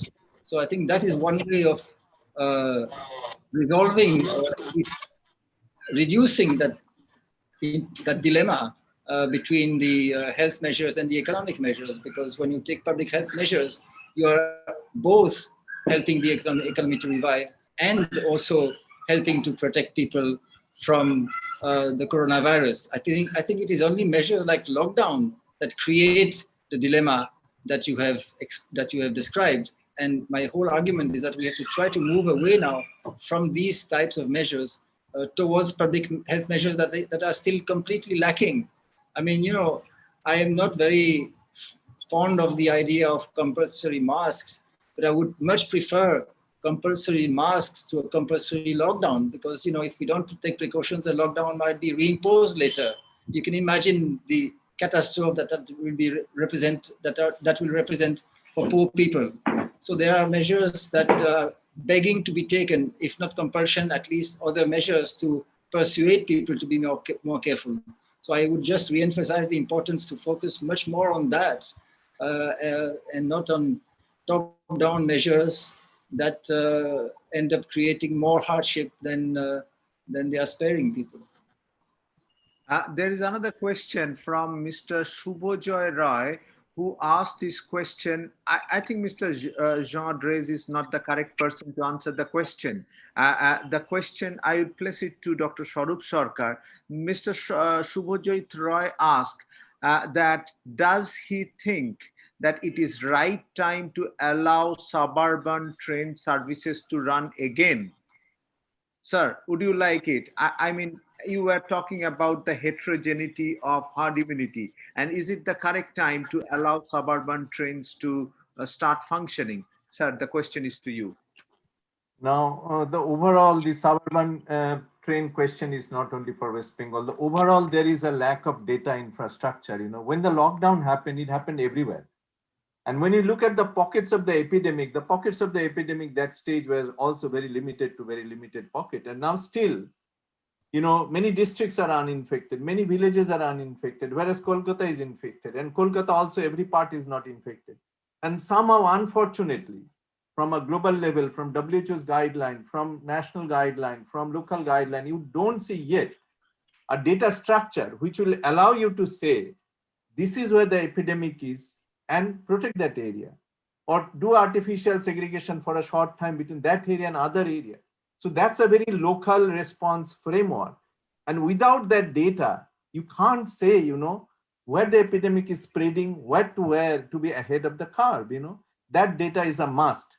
So whatever I answer, you know, because even if you open a train, from which district to which district you open, there is nothing called blanket, you know, 100% versus 1%. You have to again restrict from one to another, and not all the trains all the time. So this kind of data needs nuanced data, which we don't have nationally as well as globally. You know, unfortunately, that is needed to answer such questions scientifically. Of course, people on the ground have much more understanding of the social mobility and movement, they can answer this question. Thank you. Dr. Srinath Reddy, would you agree to Dr. Swarup Sarkar, it's time not yet very appropriate? And what sort of data do you think? Is it the sectional sero survey data that would be helpful in planning the opening up of train services? What's your take on this question? Well, zero surveillance helps a bit, but there are some issues with zero surveillance. Firstly, there can be some degree of false negatives because of cross-reactivity with other coronaviruses. Plus, when you transpose a test from the laboratory to the field setting, the false positives tend to get magnified by what is known as the Bayes theorem. But nevertheless, the zero surveys are helpful. But nowhere have we reached that threshold where we can say that the virus transmission is stopping because of herd immunity. So I do not think it is safe to lift all restrictions. However, we do need to resume our economic and scholastic life preferentially, and to some extent our social life, but not by way of celebrations of festivals or political rallies. So if we have to do that, we have to do that carefully, cautiously, in stages. And we have to return to a semblance of normalcy in some of these aspects of life. But in terms of public transport, again, we have to be extremely careful. I do not think we can shut down economic activity or public transport, nor can we shut down schools forever and ever. But we need to observe with a great deal of care how best we can limit crowding and have adequate ventilation so that aerosol formation doesn't take place, and promote the use of masks and hand washing so that we observe these precautions as long as possible till we are absolutely sure that the pandemic has receded. So it is a question of proceeding with care, caution, and certain degree of confidence that we can actually resume some parts of our life without completely shutting ourselves down. But unless we take that care and observe the caution in public places, we will be actually defeating our purpose of reopening. Thank you. Thank you, sir. Now, I will come to Mr. Dres, but there is another question that has been asked to Dr. Swarup Sarkar. Now, Dr. Sarkar, one of the things that was suggested is serosurveillance. People are asking what exactly are the other data they would actually look at to see some positivity in terms of opening up. What are the other data which you feel is important? There are, well laid down literature of what are the indicators of disease increasing or, increasing or decreasing in a local area. Okay, there are three criteria. One is the trend of infection. One is the public preparedness and the health preparedness. For example, no lockdown would extinguish the epidemic. Lockdown was never meant for this. In any public non-pharmaceutical intervention, it is always to give you time so that your health system is prepared. For example, if you see that the infection is, bulging, and you don't have even capacity in ambulance, laboratory services, healthcare worker, oxygen, time to prepare this. So there are these three data which is needed in a local area. Again, I'm coming to the local area, not say block level, district level, and not a national level. So whether the infection is increasing, number one. Number two is what is the right amount of bed oxygen test which is required? Are you prepared for this? Health system preparedness. And number three is whether there is an individual preparedness are there. For example, whether we have enough number of masks, whether in the public transport there is enough spacing, distancing, limitation of public, in the grocery everywhere, if there is a overcrowding management has been planned. So these three preparedness are the more important criteria for allowing one area to open up or close down. And we need a complete set of data. Some is surveillance, some is management data, some is the people's awareness data. Is a combined wisdom which is needed more than one serosurveillance one another. Okay. Thank you, sir. The final question. Now 34,000 pandals, 34,000 pandal পশ্চিমবঙ্গে আছে। আপনি বললেন sir যে community participation is the keyword, empowering people. এই যে সুযোগটা 34,000 প্যান্ডেল একটা ফেস্টিভ্যালের মুখে, তারা কি স্পেসিফিক দায়িত্ব নিতে পারে মানুষকে আরো বেশি অ্যাওয়ার করবার জন্য? এটা তো একটা অপরচুনিটি, 34,000 খানা ইউনিট আমাদের সামনে আছে মানুষের কাছে পৌঁছানোর জন্য, অ্যাওয়ারনেসের জন্য। আপনি এই 34,000 প্যান্ডেলকে কি বার্তা দেবেন? কোয়েশ্চেনটা কাকে? আপনাকে স্যার।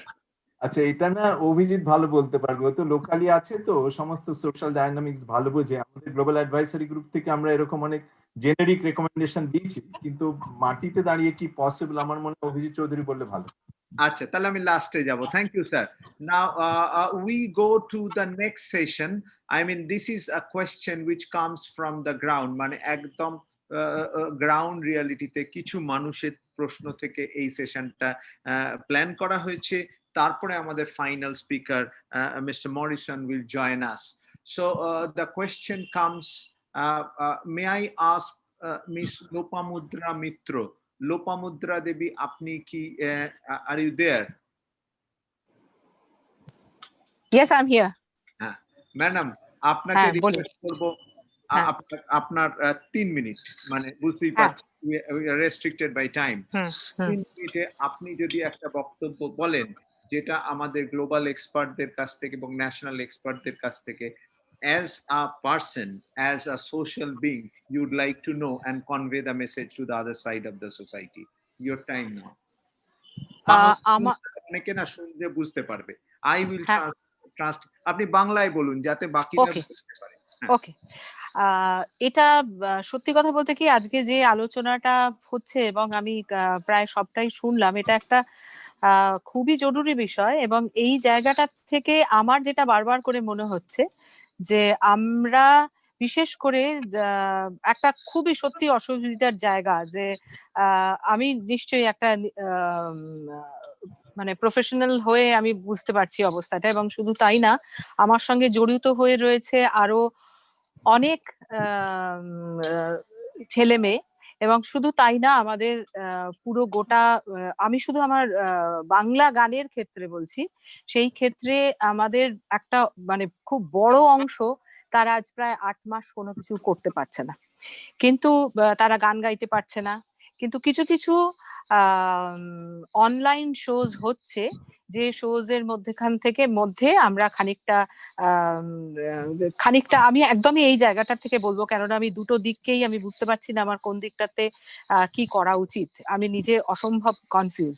কিন্তু যখনই কোনো স্টুডিওতে অনুষ্ঠান করতে যাচ্ছি, সেটা একটা বদ্ধ এসি জায়গা, এবং সেইখানেতে গান গাওয়ার সময় কখনোই মাস্ক পরা সম্ভব নয়, এবং সেখানে একটা ডিস্টেন্স থাকলেও আমার, এটা সবাই আপনারা যারা রয়েছেন এখানে ডাক্তাররা জানবেন, যে গান গাওয়ার সময় স্বাভাবিকভাবেই একটা জোর ড্রপলেটের জায়গাটা অনেকটা দূর যেতে পারে।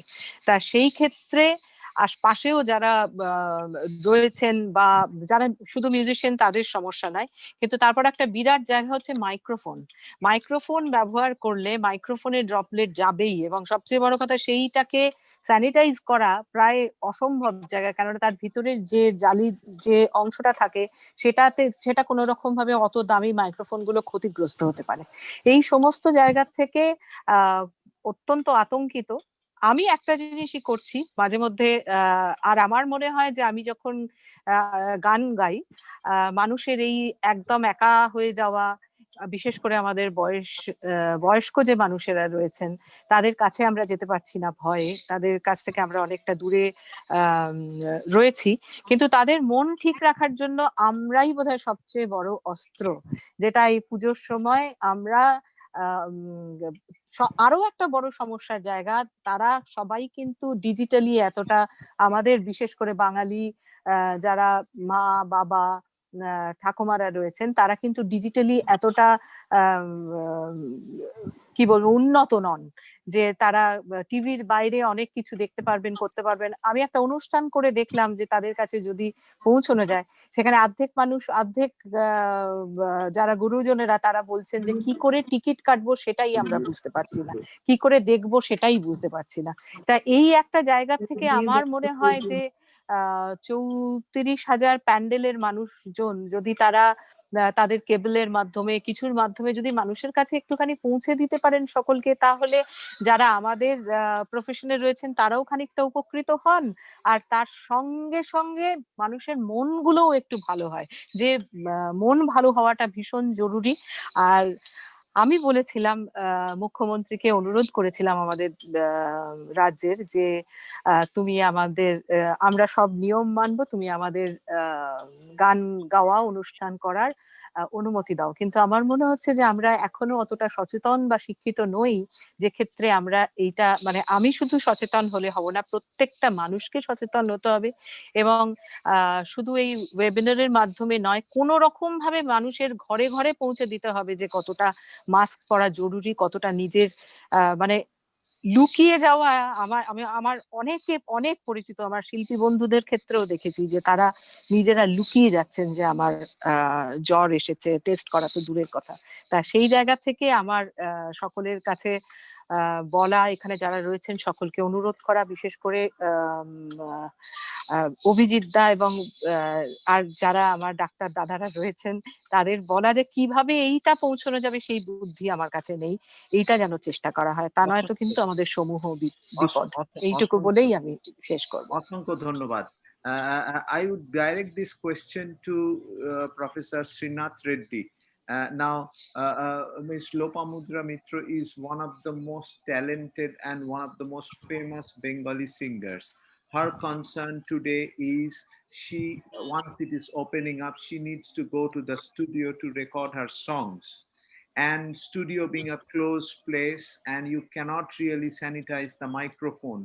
So how can this particular form of art where you have to go to studio would survive, and what would be your recommendation to these singers and artists who need to go in a closed air conditioned studio and perform? Your take, sir. It is a very difficult question to answer, particularly because of what happened in the case of late Shri S.P. Balasubramaniam. Right. Nobody knows exactly what happened, but one of the events that is being blamed for his becoming infected is recording of a song in a studio, ironically asking people to how best to fight COVID, and essentially trying to invoke a sense of commitment for collective response to COVID. A studio is an indoor place, it is air conditioned, and if it is used by multiple people or it has a congregation of multiple people, the likelihood of virus being spread is very high. We cannot even say that everybody who is entering the studio must be tested for the virus, because we know that false negative tests are possible, not only because of the nature of the test, but also because of the timing of the test. If it is tested too early, then you may not be able to get a positive test response.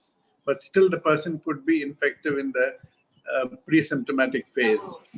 So these are problems, and in an indoor studio where a large number of people might be using it, the virus can actually hang around in aerosols.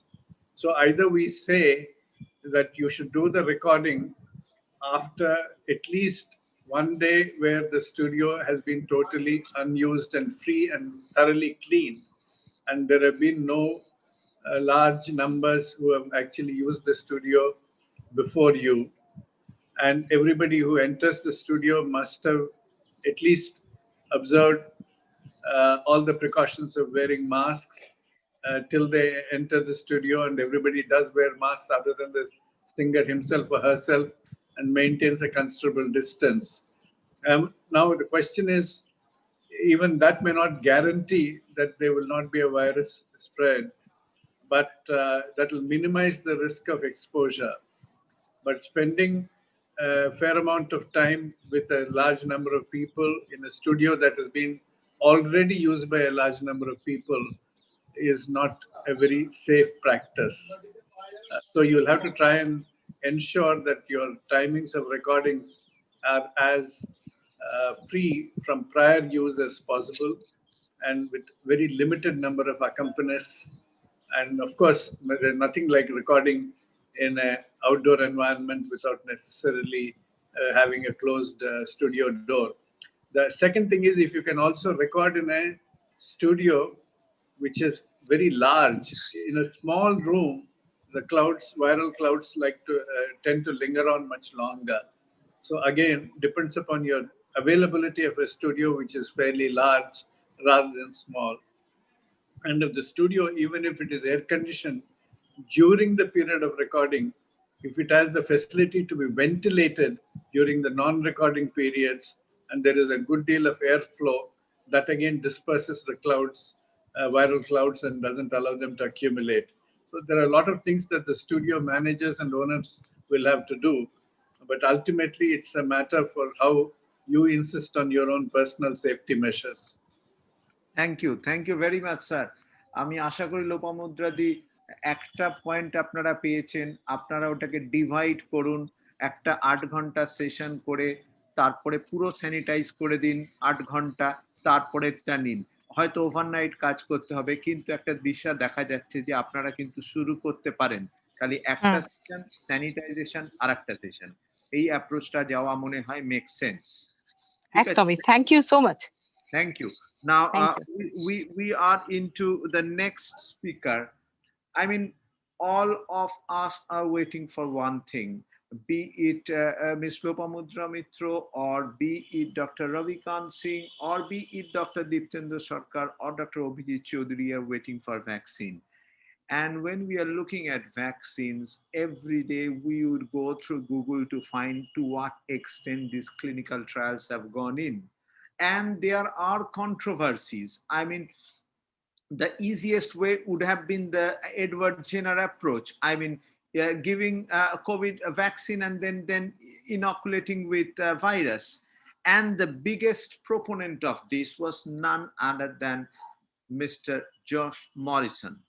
Mr. Morrison, if you're there, I have gone through your wonderful commitments towards society in terms of donating the organ, empowering people, and the way you have been fighting for the voice of early vaccination.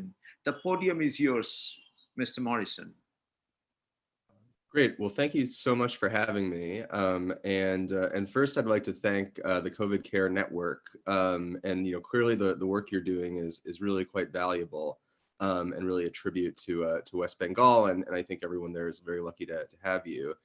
Before briefly talking about vaccination and my organization One Day Sooner, I should reiterate what some of the other speakers have said.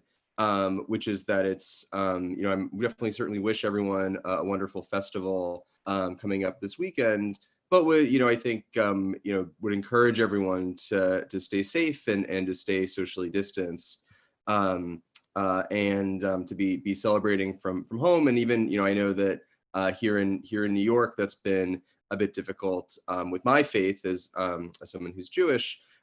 But it is something that's really valuable and necessary, and I think you've gotten better advice from people besides me, so I'll leave it there. But yeah, I'm really appreciative to be able to speak. So basically, first let me just explain what my organization is, and talk a bit about vaccination overall, developments of a vaccine, and the proposal that we're arguing for, which is something called a human infection study or a human challenge trial. And so what One Day Sooner is, our organization, our NGO, we were founded in the United States, but we are a global organization. We have volunteers who've signed up who are interested in participating in these challenge studies from all over the world, from I think over 160 countries. And we have staff who are based in the United States, in England, here in West Bengal with Dr. Sayan Banerjee, and also team members in Israel and Belgium and elsewhere. So our organization is here to advocate on behalf of people who are in medical tests, medical experiments, human research participants. And specifically the group that we advocate for are people who want to participate in these challenge trials or human infection studies. And this is when to learn about a disease or the treatment or vaccination for a disease, people are deliberately exposed to infection in a controlled setting under the supervision of doctors. And these studies have actually been used for a number of things. As was mentioned, the smallpox vaccine, which is one of humanity's great achievements, was developed by Edward Jenner, actually inoculating, first inoculating a 7-year-old child with the vaccine, but then actually deliberately exposing them to smallpox. And I think that wouldn't necessarily be something we'd want to do today, but it begins an important history of these studies in global medical development. So a lot of what we know about flu is from these studies, and there's been vaccines developed for cholera, typhoid, and malaria based on these human infection studies, because by doing them, you can observe infection under these very controlled conditions. So you're able to collect a great deal of information at the earliest stage of infection, which is the moment of exposure. It's very difficult to do otherwise. And also as a result, there's ways in which you're better able to test a vaccine. So as I'm sure most or all of you know, the best way to end COVID, partly obviously there's going to need to be a number of fronts of improving our treatments and making sure that we stay socially distanced, and taking care to avoid infecting our friends and relatives. But the biggest thing is going to be, and the thing that's going to help in the long term, is developing a vaccine. And there's, currently the good news is that there are over 150 vaccines under development. There's something like 40 being tested in human beings. And I don't know quite the number. I think it's something like 10 around the world that are in the final stage of testing, what's called phase 3 testing. And that's when you vaccinate a very large number of people, something like 10,000 or 20,000, 30,000. Even there's one study with 60,000 people. And then you wait. And you wait for people to become infected naturally. And you see if people who've been vaccinated are going to be infected at lower rates and going to be have less severe disease than people who are not vaccinated. And you also want to learn about safety. Now, the problem with that is that only, even if transmission is fairly widespread, maybe 1%, 1 out of 100 people in your population will be, who you're studying, might be infected in a month. And so it still might take a few months or even longer, even if there's quite a bit of infection, to find out if a vaccine is effective or not. Now, in a challenge study, in a controlled human infection model, what it's called, what you do is you develop this virus, and you develop a dose of the virus that's hopefully going to infect maybe 80% of people, but try not to make people too sick insofar as you can. And you expose young, healthy people who are generally low risk to the coronavirus after having vaccinated them. So you know that instead of 1% of people getting infected naturally, maybe 80% of people will get infected if the vaccine's not effective.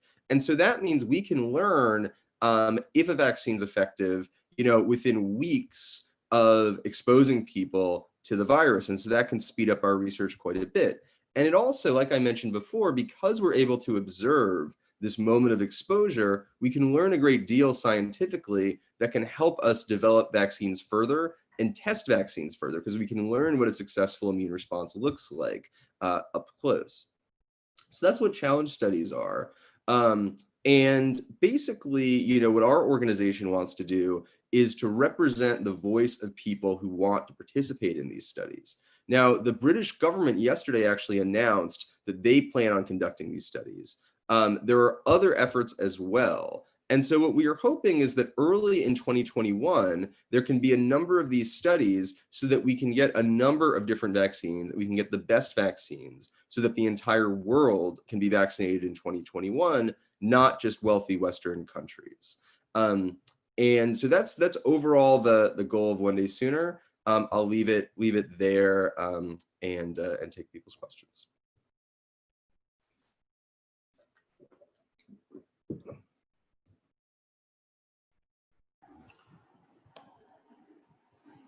Right, that was quite insightful. Thanks, Josh.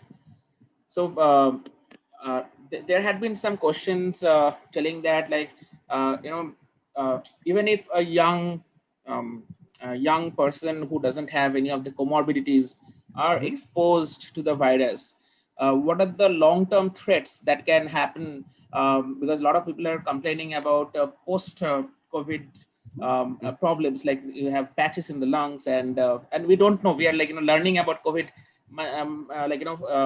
every day.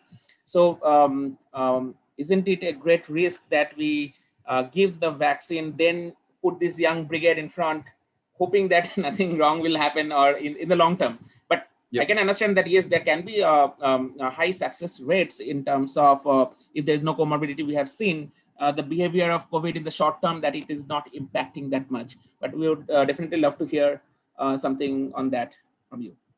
Yep. No, that's a great point. It's a very important thing to consider about running these studies. And so I think, no one is saying that participating in a study like this is riskless or is not a significant life decision. It's definitely something that we take very seriously, that anyone who volunteers needs to take very seriously. And it's a meaningful risk. And, something like I was reading last night, that something like 10% of people infected by the virus SARS-CoV-2 have, or at least who develop COVID disease, have some form of longer-term consequence, or at least a consequence that lasts for longer than a few months. And also, I should add, in some sense, we don't know what the actual long-term, years out consequences are, because there just hasn't happened yet. We just haven't had a long-term since the beginning of COVID. But it's both the case that young, healthy people with mild cases can develop these longer-term symptoms, but it's also the case that it is more likely, the more severe of a case you have, to develop them. And because the people in the study are going to be young and healthy to start with, yes, there may be some significant cases, but it is less likely than for other people. And I think you have to look at both sides of the equation. So one side obviously is the risk to volunteers, which again is a meaningful risk, but it's a risk that people understand, and there's going to be quite a number of tests to make sure that people do understand the risk if they're going to sign up for this, that the informed consent is quite good. But so there's the one hand is the risks that you have volunteers like myself and a number of others willing to take. On the other hand is the benefits to society. And the more that there is a long COVID, the more that this is a disease with longer term effects, that means the more important it is to get vaccines, as we say in our organization, one day sooner or a week sooner, and kind of do everything we can. And I think that, and so kind of the numerator and the denominator, the two sides of it both need to be looked at. And one thing I'll just mention here is I think the conversation, particularly the conversation in the West and in America, where I'm from, has really, been a little bit simplistic in thinking about the vaccine, where people kind of feel like, well, once we have one vaccine that works, that's the end. But usually when we develop a vaccine, much like when we develop anything, the first thing you develop isn't going to be the best one. And there are limitations in that there are, for example, the vast majority of the vaccines that are in the latest stage of testing require 2 doses. They require a booster, and a number of them require what's called a cold chain. They need to be frozen at sub-zero temperature and might be quite difficult to distribute in a country like India. And so hopefully one would imagine we'd love to develop vaccines that need just 1 dose, like I believe the Johnson & Johnson vaccine, or that can be taken orally instead of by a shot, or that don't require these freezing requirements. And also there's a question of how many doses we have available. I think AstraZeneca has said they might have 1 billion or 2 billion doses available in 2021. Because you need that booster shot, that means that, that can vaccinate 500 million or 1 billion people. And so we're going to need 16 billion doses to vaccinate the whole world. So I think it's the point about the longer term consequence of COVID is a very real one. And that uncertainty is a very important thing to consider. And something that we take very seriously, our volunteers take really seriously, but we do need to look at both the risks and the benefits, and that also increases the benefits. Yeah, Dr. Deeptendra, over to you. Thank you very much. I mean, we have gone through these articles, very interesting contradiction, but we must at the same time confess that the earliest documented vaccine was from Edward Jenner, and that was because of a human challenge trial that it was successful. The modern times has come and there will be these contradictions, but I truly advocate your viewpoint, and I would love to be one of your participants if sometime the government agrees to your proposal. Thank you very much indeed. And I'm sure there will be questions put on the chat box, which I'm going to send it to you very soon. If there's any question to Mr. Josh Morrison, you can ask them questions in the chat box. In the meantime, I would go to certain questions being asked from the ground level to our honored panelists. And we have today with us one of the father figures of Bengali theater, Mr. Ashok Mukherjee. Ashok Babu, apni jodi thaken, তাহলে নিজেকে যদি unmute করেন। So that Ashok Babu, Mr. Ashok Mukherjee. Okay, so as Mr. Ashok Mukherjee is not there, I will go to our next questioning person, and that would be Mr. Ravi Kant. So Mr. Ravi Kant, are you there? Yes. Yes, the podium is yours, and you have 2 to 3 minutes at your disposal to shoot questions to our panelists, and then we'll go ahead with the discussion. The podium is yours. Great. Thank you so much for giving us the opportunity to join this. As Srinath Reddy sir and other speakers clearly summarize that we are heading toward a very dangerous phase where if we don't follow these masking and social distancing and hygiene, then the number will definitely going to increase in this festive season. As a doctor clinician who is actively working on ground on handling COVID cases, we are preparing ourselves for the expected rise in the number for next 2 to 3 months from November to January end. But my main worry is vaccination. Suppose if we get the vaccine by first quarter of 2021, what are the challenges we are going to face in India logistically, as well as to immunize the even if we take the only elderly or the healthcare worker, the number will be huge. So what you all, my question is specifically to Swaroop Sarkar sir and Srinath Reddy sir, what they see as a challenge, and how we as a Doctors for You NGO who is working on ground, we are working in almost 12 states currently on COVID. So how we can prepare our team so that we can support the government when the vaccine arrive to immunize the masses as early as soon as possible. Thank you. Thank you very much. That's a very interesting question. I will go to Dr. Swaroop Sarkar. But first of all, I must congratulate you on behalf of COVID Care Network for the wonderful work you are doing in terms of treating COVID patients. We all are getting tired, but we are trying our level best to put our performance. If Mr. Swaroop Sarkar.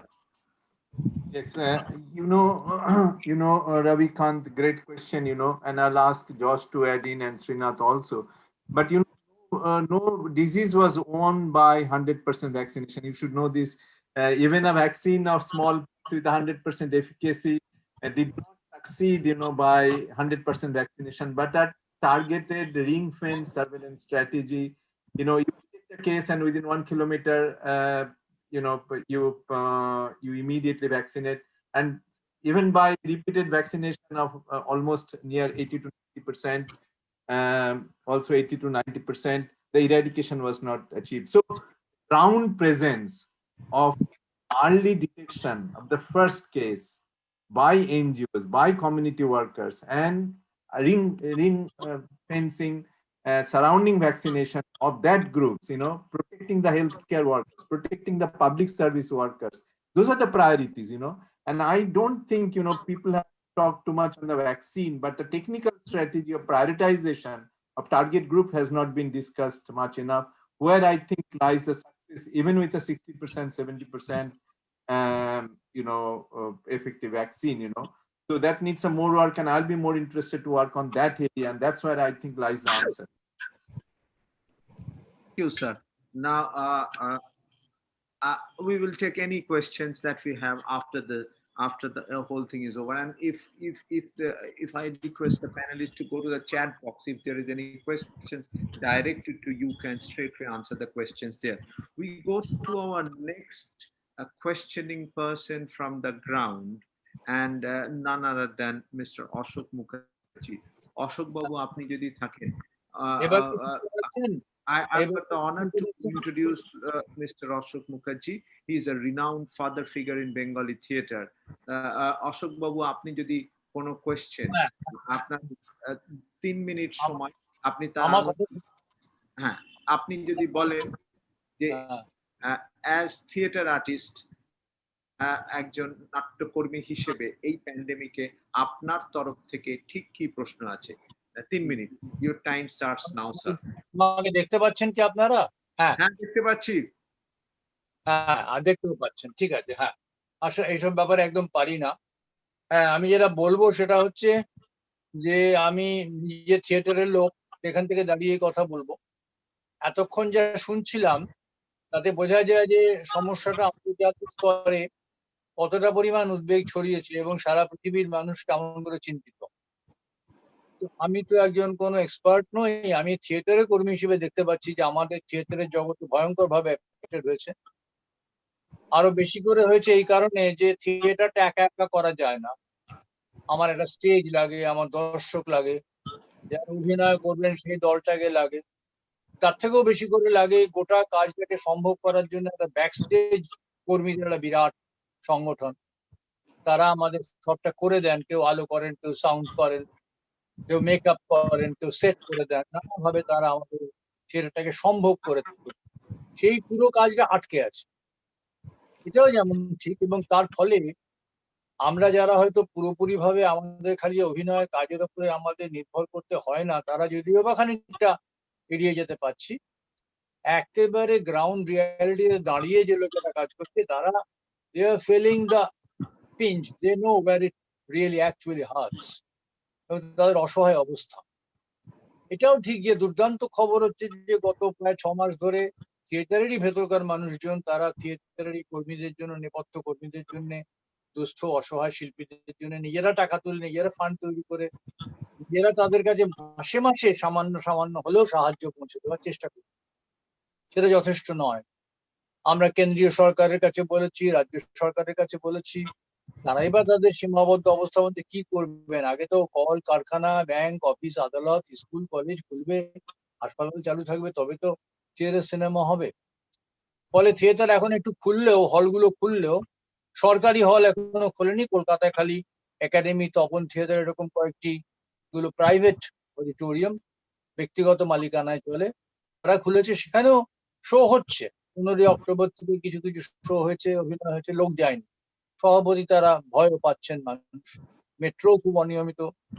সব মিলিয়ে খুব একটা ডামাডোলের মধ্যে আমরা আছি। তবু আমি মনে করি যে এর মধ্যে দাঁড়িয়েও যদি আরো 2 মাস অপেক্ষা করতে হয়, কারণ প্রধানমন্ত্রী গতকাল তার বক্তব্যে আপনি ঠিকই বলেছেন যে আমরা যেখানে পৌঁছেছি সেখান থেকে আর পেছনেও যায় না, তেমনি ঢিলেও দেওয়া যায় না। এই লড়াইটা এখান থেকে জারি রাখতে হবে এবং যাতে করে আমরা অন্তত এর থেকে আর একটু ভালো জায়গায় যেতে পারি, যেখানে আমার থিয়েটার কর্মীরা আবার মানুষের সামনে অভিনয় করতে পারবে। হয়তো সেটা হতে পারে এমন যে আমরা অডিটোরিয়ামের মধ্যে করতে পারবো না, সেটাকে বারবার পরিষ্কার করা, সেখানে যাওয়া, তার ছুটি নিতে পারবো না, হয়তো আমাদের খোলা মঞ্চে ওপেন এয়ার থিয়েটার দিয়ে শুরু করতে হবে, হোয়াট এভার, কিন্তু শুরু করতে হবে। কিন্তু সেটা করব বলে তার জন্যে তাড়াহুড়ো করতে গিয়ে এই অবস্থাটাকে নষ্ট করা যায় না। এখন এইখানে দাঁড়িয়ে দুটো ব্যালেন্স কি করে হবে, খালি থিয়েটার নয়, এখানে সারা সমাজের সমস্ত পুঁজির এবং আয়ের কথা উঠে এলো। এইসব মানুষদের আয় রোজগার, তাদের জীবন কি করে চলবে, বা ব্যাধির সঙ্গে লড়াই কি করে চলবে, এই ব্যালেন্সের উপর দাঁড়িয়ে সবাই উত্তর খুঁজছেন, আমিও খুঁজছি। আমি আজকের আলোচনায় একটু দেরিতে ঢুকেছি, আমার একটা নানা রকম ঝামেলার মধ্যে আছেন, ডক্টর অভিজিৎ চৌধুরীকে জানি। যেটুকু শুনলাম তাতে বুঝতে পারলাম যে এর অংশীদার সারা পৃথিবীর মানুষ। সেখানে একটা ভরসার কথা, যে যেখানে সারা দুনিয়ার লোক করছে সেখানে একটা খবর বেরোবে। জানি না কবে এক্স্যাক্টলি ভ্যাকসিনেশন আসবে, যখন আমরা হয়তো আরেকটা স্তরে, লড়াইয়ের আরেকটা স্তরে যেতে পারবো। ততক্ষণ পর্যন্ত পথযাত্রা তারই মধ্যে নিজেদের মধ্যে বারবার করে কথা বলা, পথ খোঁজা, এর থেকে বেশি কিছু করার আছে কিনা বুঝতে পারছি না। ব্যক্তিগত সাবধানতা অবলম্বন করা, সমাজের সাবধানতার দিকে নজর রাখা, এইটুকুই এই মুহূর্তে মনে হচ্ছে। অসংখ্য অসংখ্য ধন্যবাদ স্যার। আপনি নিশ্চয়ই, আমরা থিয়েটার প্রেমী হিসেবে যেটুকু জানি যে শেক্সপিয়ারকেও 3 বার জীবনে থিয়েটার বন্ধ করতে হয়েছিল প্লেগ প্যান্ডেমিকের জন্য, এবং গ্লোব থিয়েটারও কিছুদিন বন্ধ ছিল, এই সময় রেনোভেট করা হয়। সুতরাং থিয়েটার 4000 বছরের পুরনো আর্ট, এবং যেটা আলটামিরা কেভের গুহা থেকে শুরু, সেটা নিশ্চয়ই অত ক্ষণস্থায়ী একটা ছোট্ট অতিমারি তাকে ধ্বংস করতে পারবে না। আমরা আবার হলে যাব, আমরা নিশ্চয়ই আবার বসবো, আবার হাততালি দেব, এবং স্টেজের শেষে আপনাদের সাথে গিয়ে দেখা করব ফুলের তোড়া নিয়ে। সেই দিনটার জন্য অপেক্ষা করে আছি। ততদিন পর্যন্ত যে কথাটা আপনি ঠিক বলেছেন, মাস্ক আমাদের একমাত্র vaccine, we have to rely on that. অসংখ্য ধন্যবাদ স্যার, আপনার আমাদের এখানে। একদমই ঠিক কথা। আমি আমার পক্ষ থেকেও ব্যক্তিগতভাবে আপনাদের সবাইকে এটা জানালাম যে সেদিনের জন্য আমরা অপেক্ষা করে থাকবো। একজন পারফর্মার আর কি করতে পারেন যতক্ষণ না তিনি আবার তার দর্শকের সামনে দাঁড়াচ্ছেন। অসংখ্য ধন্যবাদ আপনাদের, নমস্কার জানাই। নিশ্চয়ই sir, thank you. We go to our next ground speaker, and we have a renowned social worker, Mr. Gaurav. Mr. Gaurav, if you are there, and if you can throw a question to any of our panelists, please. Mr. Gaurav, here we go. Yes, sir, please. आप थोड़ा unmute कर लीजिए, आप खुद को unmute कर लीजिए। अब ठीक है? अब ठीक है? एकदम परफेक्ट है, एकदम परफेक्ट है, बात कर सकते हैं। हाँ, सभी लोगों को मेरा प्रणाम। I will speak in Hindi. If any people had problem, I will speak. हाँ, बोलिए गौरव जी। हाँ, मैं मेरा नाम गौरव हुआ, और मैंने बहुत क्लोज से मौत को देखा है। जैसा डॉक्टर रविकांत सर जानते हैं, 45 से 50 मेरा सैचुरेशन लेवल आ गया था, और मैं सरवाइव किया, और मैंने ऑक्सीजन बैंक की करके स्टार्ट किया, और रविकांत सर लोगों के साथ मिलकर मैं 18 डिस्ट्रिक्ट में अभी हम लोग ऑक्सीजन बैंक चला रहे हैं। सब तरह के पेशेंट के लिए ऑक्सीजन बैंक है। तो इसमें हम लोग, सबसे बड़ी जो दिक्कत हो रही है ना, कि जो लोग जान रहे हैं वो जरूरत से ज्यादा जान रहे हैं इस बीमारी के बारे में, और जो नहीं जान रहे हैं वो कुछ नहीं जान रहे हैं। और ये फेज ज्यादा जानने वाले और कम जानने वाले दोनों के लिए खतरनाक है। हेलो, हाँ गौरव जी, आपकी आवाज आ रही है, आप बोलिए। किस तरह से आप हेल्प कर रहे हैं वो बताइए। कैसे लोगों को आप ऑक्सीजन सिलेंडर प्रोवाइड करते हैं, ये सब बताइए। मैं अपनी गाड़ी में हर समय सिलेंडर रखता हूँ, और जहां भी जरूरत पड़ती है मेरे को कॉल आता है, और मैं प्रायोरिटी बेसिस पे उनको सर्व करता हूँ। क्योंकि मैं नौकरी भी करता हूँ, बट ये जो मेरा एक पंच लाइन है कि भगवान न करे किसी को मेरी जरूरत पड़े, बट अगर जरूरत पड़े तो हम जिंदा कौन हैं, हम लोग जिंदा मानुष हैं, है ना। तो जो मर रहे हैं उनके लिए हम लोग को अपना सब कुछ लगा देना चाहिए। ये दिस इज माई थॉट। और लगातार मैं सक्रिय रहता हूँ। आज भी मैं अभी गाड़ी में सिलेंडर डाल के ही एक जगह जा रहा हूँ। एक पेशेंट है जो काफी क्रिटिकल है, जो 2 महीना से ऑक्सीजन सिलेंडर पे हॉस्पिटल में थे, और अभी घर आए हैं। उनका सैचुरेशन लेवल 50 से 60 रहता है, बट आफ्टर ऑक्सीजन वो 90, 92, 93 तक जाते हैं। तो लगे हुए हैं। अभी अदर डिस्ट्रिक्ट में भी सेम केस है। दशहरा पूजा बिहार में सिर्फ पर्टिकुलर कुछ जगहों पे ही हो रहा है। जो बड़ा बड़ा मीटिंग था, हम लोग भी सबको एजुकेटेड कर रहे हैं कि कम से कम मास्क और साबुन, नई सैनिटाइजर है तो आप साबुन से हाथ धो, बट हाथ अपना धो के रहो। भीड़ में मत चलो, भीड़ में मत चलो, क्योंकि जो परेशानी हमको हुई, हम नहीं चाहते हैं कि किसी दूसरे को भी हो वो परेशानी, और वो पैथेटिक सिचुएशन कोई फील करे। तो अभी हम 2-3 चीज समझाते हैं। एक तो सतर्क रहने के लिए बोलते हैं। मैं जहां भी जाता हूं सतर्क बोलता हूं कि सतर्क रहिए, सतर्कता में ही बचाव है आपका, और तभी आप स्वस्थ रहिएगा। First thing. सेकंड चीज, आप डरे नहीं। मैंने बहुत केसेस में देखा है कि ऑक्सीजन सिलेंडर उनको जरूरत नहीं पड़ी, बट ऑक्सीजन उनके घर में बेड के बगल में रखा है, और they people are survive. Lot of people, more than 17. मैंने खुद अपने से 516 आदमियों को पटना में डिफरेंट एज ग्रुप 24 से लेकर 79, 86 तक मैंने ऑक्सीजन लगाया है। ओनली 3 कैजुअलिटीज आर मतलब देयर, और 3 आदमी मर चुके हैं। और आज के डेट में 67 सिलेंडर हमारा लगा हुआ है हम लोगों का, और बाकी सारे लोग सरवाइव हैं और अच्छी तरह हैं। उनका डाटा बैंक हमने बनाया है। मैं उनसे फोन करके बात करता हूं समय निकाल के कि आपको किसी तरह की दिक्कत आ रही है, तो 80% टोल्ड मी कि कमजोरी बहुत है। रविकांत सर, दिस इज मतलब जनरल, ये जो हमने अभी डाटा लिया है, कमजोरी से सब परेशान है ज्यादा, सारे लोग। बहुत धन्यवाद।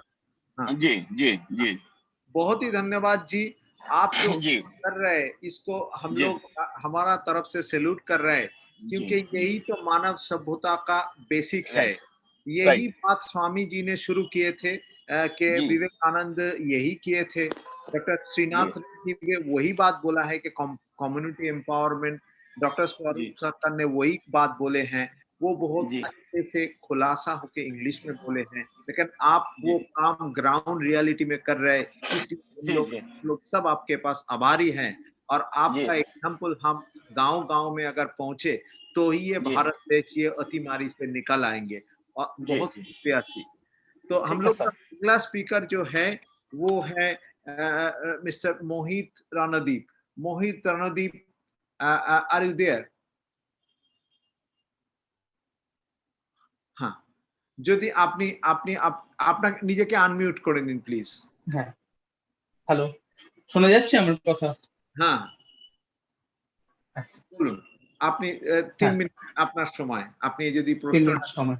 হ্যাঁ, প্রথমেই যেটা বলি, আমরা এমন একটা সময়ে এই আলোচনায় সমবেত হয়েছি যে সময় আমাদের সামনেই দুর্গাপুজো, শারদোৎসব, একের পর এক পুজো আসতে চলেছে। দুর্গাপুজো, কালী পুজো, পরপর জগদ্ধাত্রী। তো আমাদের কাছে আমি কোভিড কেয়ার নেটওয়ার্ক হুগলি জেলাতে কাজের সঙ্গে যুক্ত গ্রাসরুট লেভেলে, এবং ব্যক্তিগতভাবে আমি একজন সাইকিয়াট্রিস্ট সোশ্যাল ওয়ার্কার। তো কাজ করতে গিয়ে যে বিষয়গুলো আমাদেরকে ভাবাচ্ছে, তার একটা হচ্ছে যে কোভিড সংক্রমণ এই সময়তে অনেক বেশি মাত্রায় হচ্ছে। সেটা খবরের কাগজের পরিসংখ্যানেও আমরা দেখতে পাচ্ছি। আর আমাদের বন্ধুদের কাছে, কোভিড কেয়ার নেটওয়ার্কের বন্ধুদের কাছে ফোনের সংখ্যাও অনেক বেড়ে গেছে, অনেক বেশি ফোন আসছে সাহায্যের চেয়ে। দ্বিতীয় যেটা আরেকটা লক্ষ্য করার বিষয় আমরা যেটা দেখছি সেটা হচ্ছে যে বয়স্ক মানুষেরা যারা কোভিড সংক্রমণ শুরুর পর থেকে যারা ঘরবন্দি ছিলেন, তাদের মধ্যে সংক্রমণ কিন্তু এই সময়টাতে সব থেকে বেশি দেখতে পাচ্ছি, যেটা আগে আমরা এতটা দেখতে পাইনি। সাম্প্রতিককালে বয়স্কদের মধ্যে কোভিডের সংক্রমণ অনেক বেশি দেখা যাচ্ছে, এবং তাদের পরিস্থিতি অনেক ক্ষেত্রেই খুব বিপজ্জনক জায়গায় গিয়ে পৌঁছচ্ছে। আর এটা বলার প্রয়োজন নেই যে এই বয়স্ক মানুষেরা যারা সংক্রমিত হচ্ছেন তারা মূলত লক্ষণ না থাকা কাছের মানুষদের দ্বারাই আক্রান্ত হচ্ছেন, কারণ তারা বাইরে বেরোচ্ছেন না। আরো কতগুলো বিষয় আমাদের ভাবাচ্ছে। একটা হচ্ছে যে সরকারি হাসপাতালে বহু জায়গাতে টেস্ট কিন্তু কমে গেছে অনেক। আগে যতটা টেস্ট করানো হতো সেই টেস্ট কিন্তু কোভিডের টেস্ট ঠিক মতো হচ্ছে না, সংখ্যা কিন্তু অনেক কমেছে। অন্যদিকে আক্রান্তের সংখ্যা কিন্তু বাড়ছে। একদিকে টেস্ট কমছে, অন্যদিকে আক্রান্তের সংখ্যা বাড়ছে। আর যেটা আমরা লক্ষ্য করছি যে আইসিইউ বেড আমরা দেখতে পাচ্ছি যে প্রায় পাওয়া যাচ্ছে না। আমরা অনেক চেষ্টা করেও খুব সম্প্রতি একজনের ক্ষেত্রে আমরা সারাদিন ছোটাছুটি করে বিভিন্ন জায়গায় খোঁজ খবর নিয়েও মাঝরাতে প্রায় আমরা সঞ্জীবনীতে গিয়ে বেড পেলাম। তিনি একটা কোয়ারেন্টাইন সেন্টারে ছিলেন, বয়স্ক মানুষ, পড়ে গিয়ে মাথায় চোট খেয়েছিলেন। তো অ্যাম্বুলেন্স পাওয়া যাচ্ছে না, অ্যাম্বুলেন্সের ক্ষেত্রেও একই রকম পরিস্থিতি। আমাদের হুগলি জেলাতে 6টা কোভিড হাসপাতালের কথা সরকারি পোর্টালে, স্বাস্থ্য দপ্তরের পোর্টালে ঘোষণা করা হচ্ছে, যেখানে বাস্তবে রয়েছে 4টি হসপিটাল, 4টি কোভিড হসপিটাল, এবং কোথাও কোনো আইসিইউ বেড কিন্তু খালি পাওয়া যাচ্ছে না, অ্যাম্বুলেন্সও নেই। আর এরকম একটা পরিস্থিতি যে মানুষের মধ্যে সামাজিক ভয়ভীতি অনেকটা কমেছে ঠিকই, কিন্তু পুরো চলে গেছে তা নয়। সামাজিক হেনস্থার ঘটনা কিন্তু এখনো কিছু কিছু ঘটছে, এবং যে কারণে অনেক মানুষ কিন্তু গোপন করছেন। তারা বলতে চাইছেন না যে তাদের মধ্যে কোনো কোভিডের লক্ষণ দেখা দিচ্ছে। কোভিডের বিভিন্ন লক্ষণ থাকা সত্ত্বেও তারা টেস্ট করাতে উদ্যোগ নিচ্ছেন না, গোপন করছেন, এটাও আমাদের চোখে পড়ছে। আর এটাও ঘটনা যে বেসরকারি কর্পোরেট হাসপাতালে যে আকাশ ছোঁয়া চিকিৎসার ব্যয়, সেটা বহন করার পরিস্থিতি খুব অল্প জনেরই রয়েছে।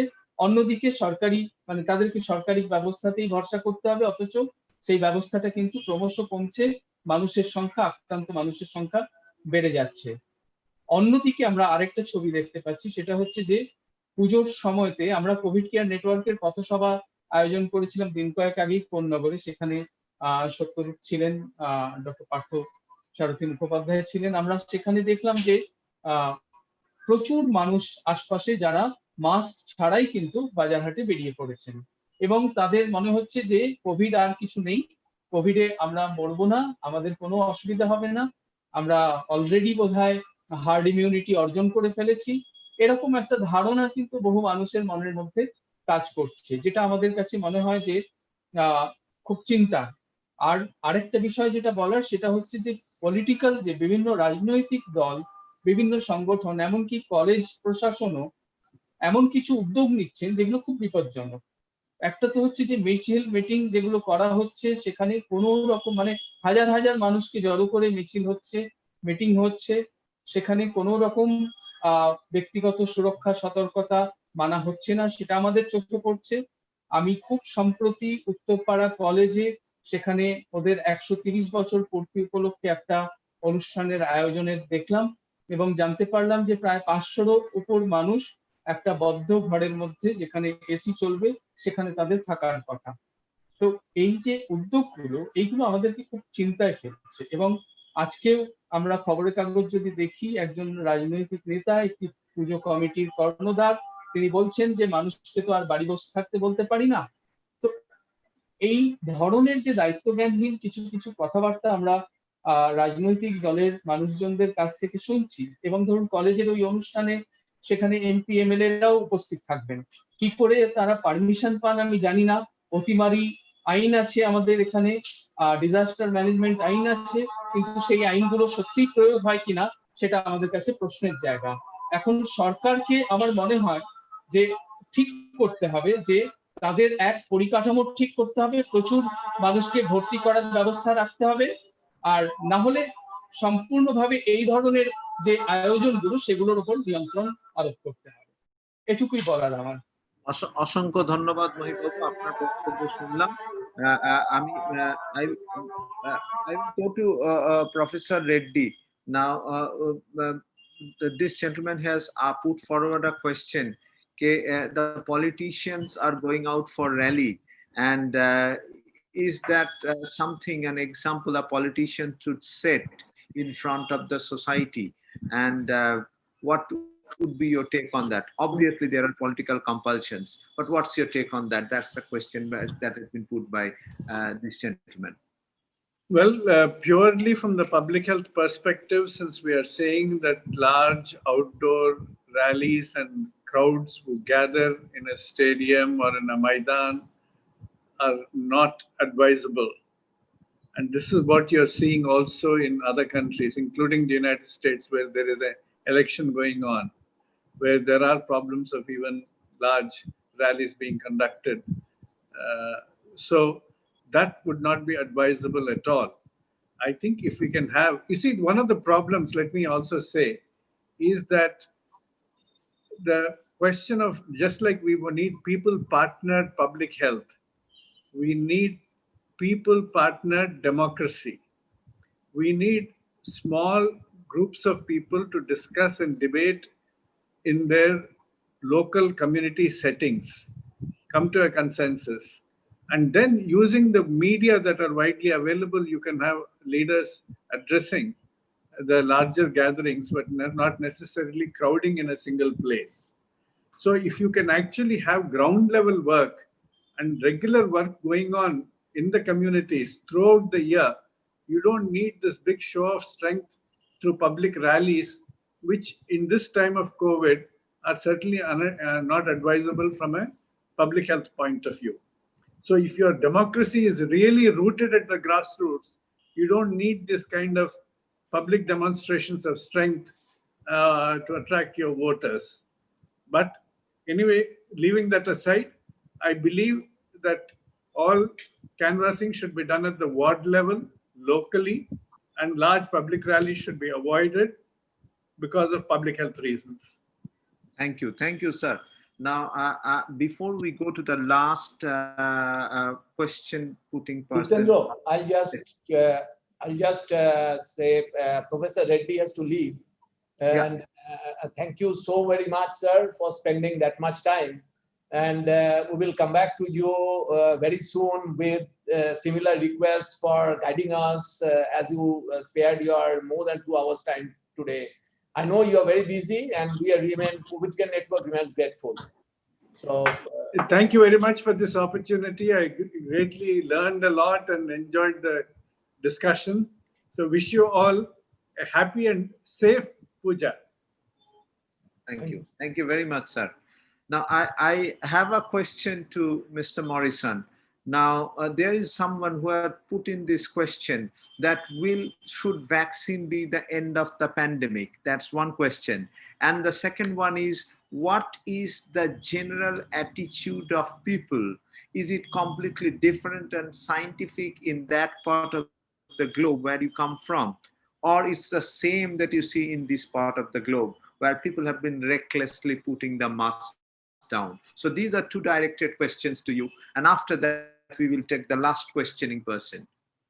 Over to you. I'll take thank you. So I'll take the second question first, and I can say that here in the United States, certainly people's attitudes towards COVID and COVID protection have not been as reasonable as we would like, where there's a number of people who are against using masks or resistant to using masks, perhaps including sometimes the person who is the president of the United States. And this has created significant issues. And unfortunately, the United States has not been able to suppress COVID in the way that other developed countries and other wealthy countries have been. So it's definitely, not a problem that's unique to any one country, and it's definitely something that we experience here. And I'd say that there's sort of a understandable and component to that, where people want to believe they can get back to their normal lives, want to not have the restrictions anymore. But the reality is, the best way to get back to normal life, and the best way to reduce restrictions and reduce the toll that COVID is taking, is to take these precautions. Because by wearing masks, by socially distancing, by avoiding some things we'd all like to do otherwise, in the US that can mean, or should mean, avoiding eating inside, for example, but it also can mean not going to not having weddings, or different holidays or religious practices. That's what's going to let us live as normally as possible under the circumstances. To the question of when should the vaccine be the end of the pandemic, I think that it's going to take a while, and it's going to, fortunately, I think, going to be different times in different parts of the world. That's one thing that One Day Sooner wants to do is we think it's important that a a vaccine be available as broadly as possible, as quickly as possible. And but we do have to recognize that it's going to take a significant amount of time to roll out in any country, and there probably is going to be a difference in when it might be rolled out. Guessing when a vaccine might be proven effective or how effective it will be, how long the immunity will last for, that's very difficult. I was told recently by an expert that there may, in the United States, be emergency approval, so not full approval, but emergency approval, for maybe one vaccine or maybe even more, sometime potentially in November, and you might have full approval sometime in early winter, so in early 2021 in the United States, and that in the United States, it might take, if things go well, and if that's the case, it might take till maybe mid to late next year to roll out a vaccine among all Americans. And of course, one issue is people wanting to take the vaccine because it's important that people have solidarity and that everyone be vaccinating so that we're helping everyone.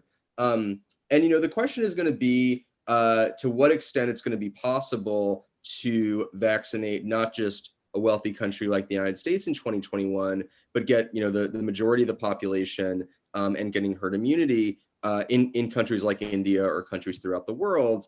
I know that the COVAX facility of trying to get a sort of vaccine buying club to make sure that about 20% of all participating countries are vaccinated in 2021. That's a valuable effort that the United States has chosen not to join at this point, although we hope that changes.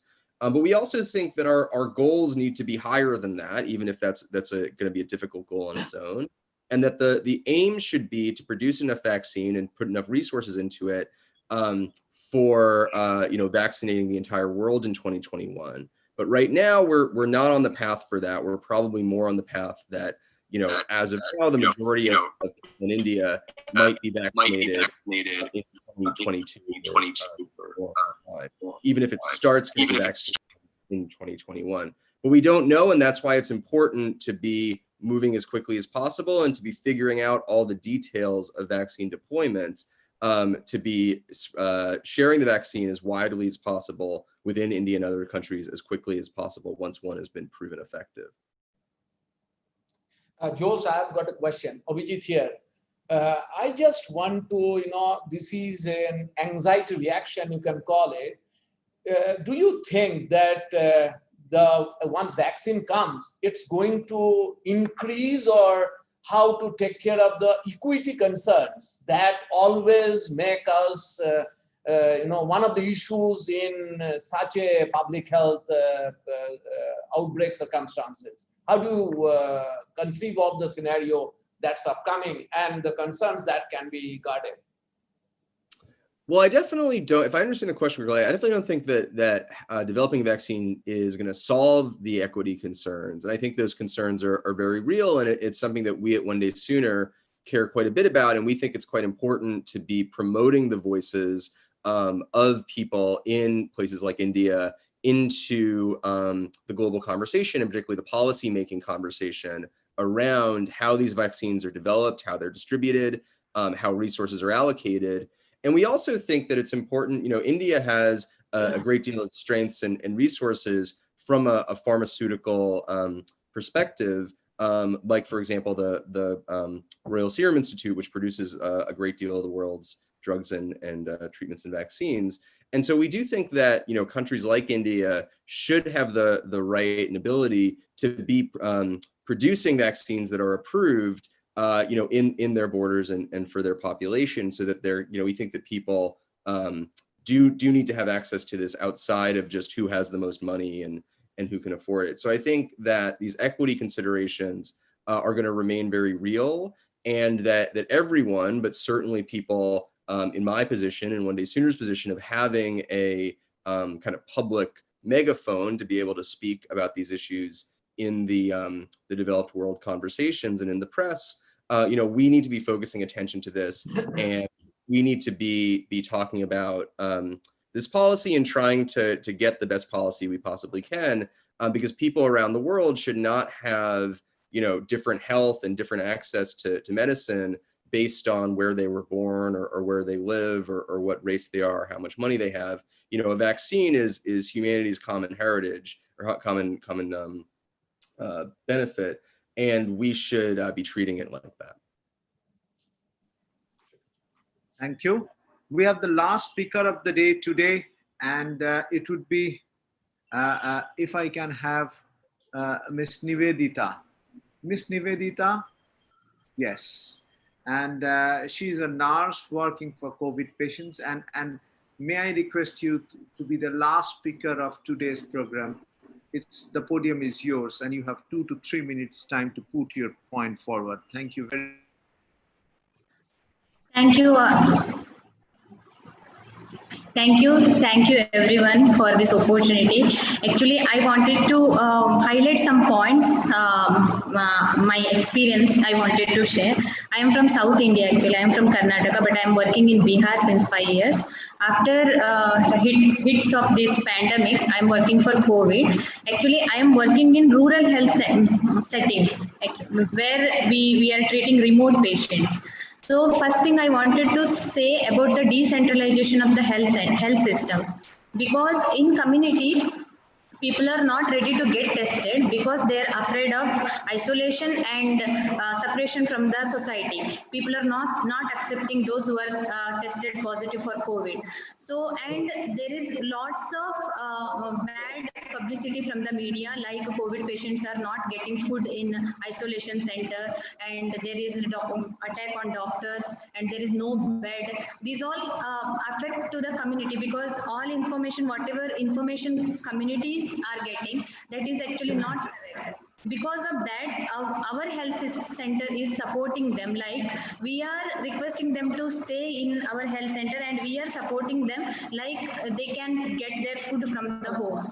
They can, their attendants are come and talk from outside. So their COVID stress, that what COVID affect to the mental peace, that will be reduced here. And because of that, we are getting patients from the community, and after that we support them, like we have very big open area for them to roam and all, because 10 days isolation is not possible for any human being. So we are talking about vaccine, we are talking about preventive measures and everything, but when it comes to the health system, it is like we all know that human resource shortage is big problem everywhere, but we are trying to do task shifting. Example, like me, I started to treat patients with mild symptoms, like patients have fever, like basic medicine like zinc, vitamin C. But after getting patient, I started to experience patient symptoms, and I gained my knowledge. Then I started to treat patient like oxygenated patient. Then I started treating with comorbid. Now I am treating patients with remdesivir, that is high level of treatment, COVID center. What I mean to say, in community center also we can treat the patient if we are knowledgeable and we are confident, and it will help to reduce infection. Like healthcare workers are getting infected, and we know the doctor, more than 900 doctors and nurses died also in India.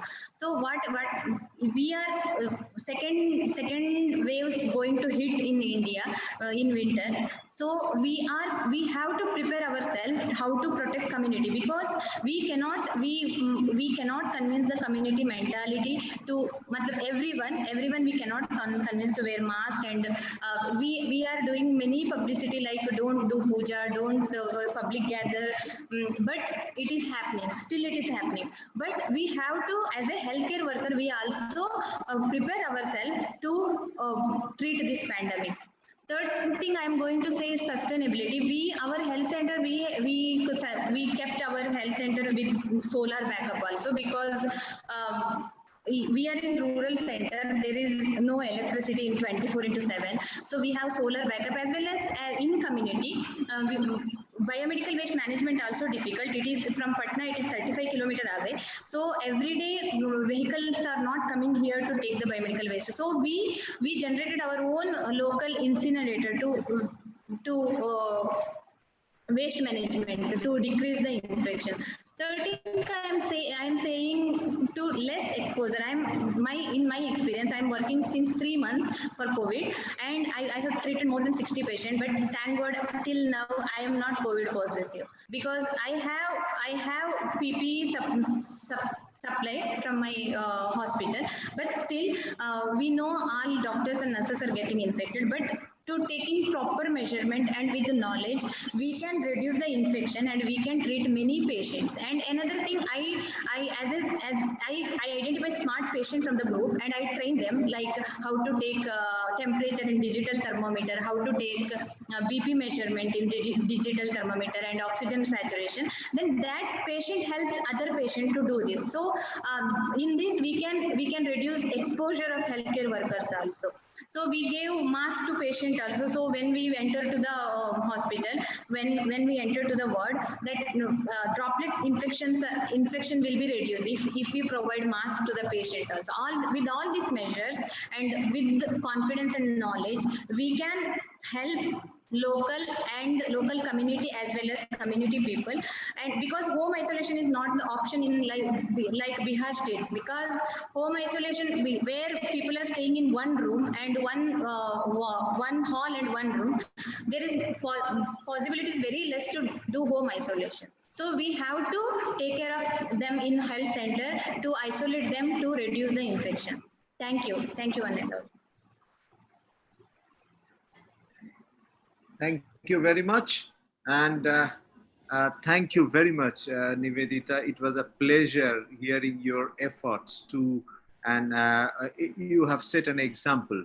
So we end the program here today. And may I request Mr. Sotyarup Siddhanto to kindly give a vote of thanks before we wrap up today's program. And I must convey once again my heartfelt thanks to all the speakers. There will be questions in the chat box. We would be passing on the questions to you if there are more after the program is over. So over to you, Sotyarup, for the vote of thanks. Yeah, it was such a wonderful session, I must admit, and it was eye-opener as well, and it's a great debate. And many thanks to all the eminent speakers as well as the audience who had posted some very important, interesting questions, some of which we could answer, some of which we couldn't do given the time. Many thanks to Dr. Abhijit Chaudhary, Dr. Ditendra Sarkar, Dr. Sarup Sarkar, Mohit Ranadeep, and Swami Satya Senanda, Dr. K. Srinath Reddy, Jean Drez, and Josh Morrison. And also thanks to Gaurav, Nivedita, Ashok Mukhopadhyay sir, and Lopamutra Mitra, and Dr. Ravikant Singh. So keep watching, and we will be having this kind of session more often, taking more relevant topics as on when required. And also when the festivals are coming, please stay safe. আপনারা সবাই ভালোভাবে পুজো কাটান, কিন্তু সাবধানে। অসংখ্য ধন্যবাদ Covid care নেটওয়ার্কের তরফ থেকে। শুভরাত্রি।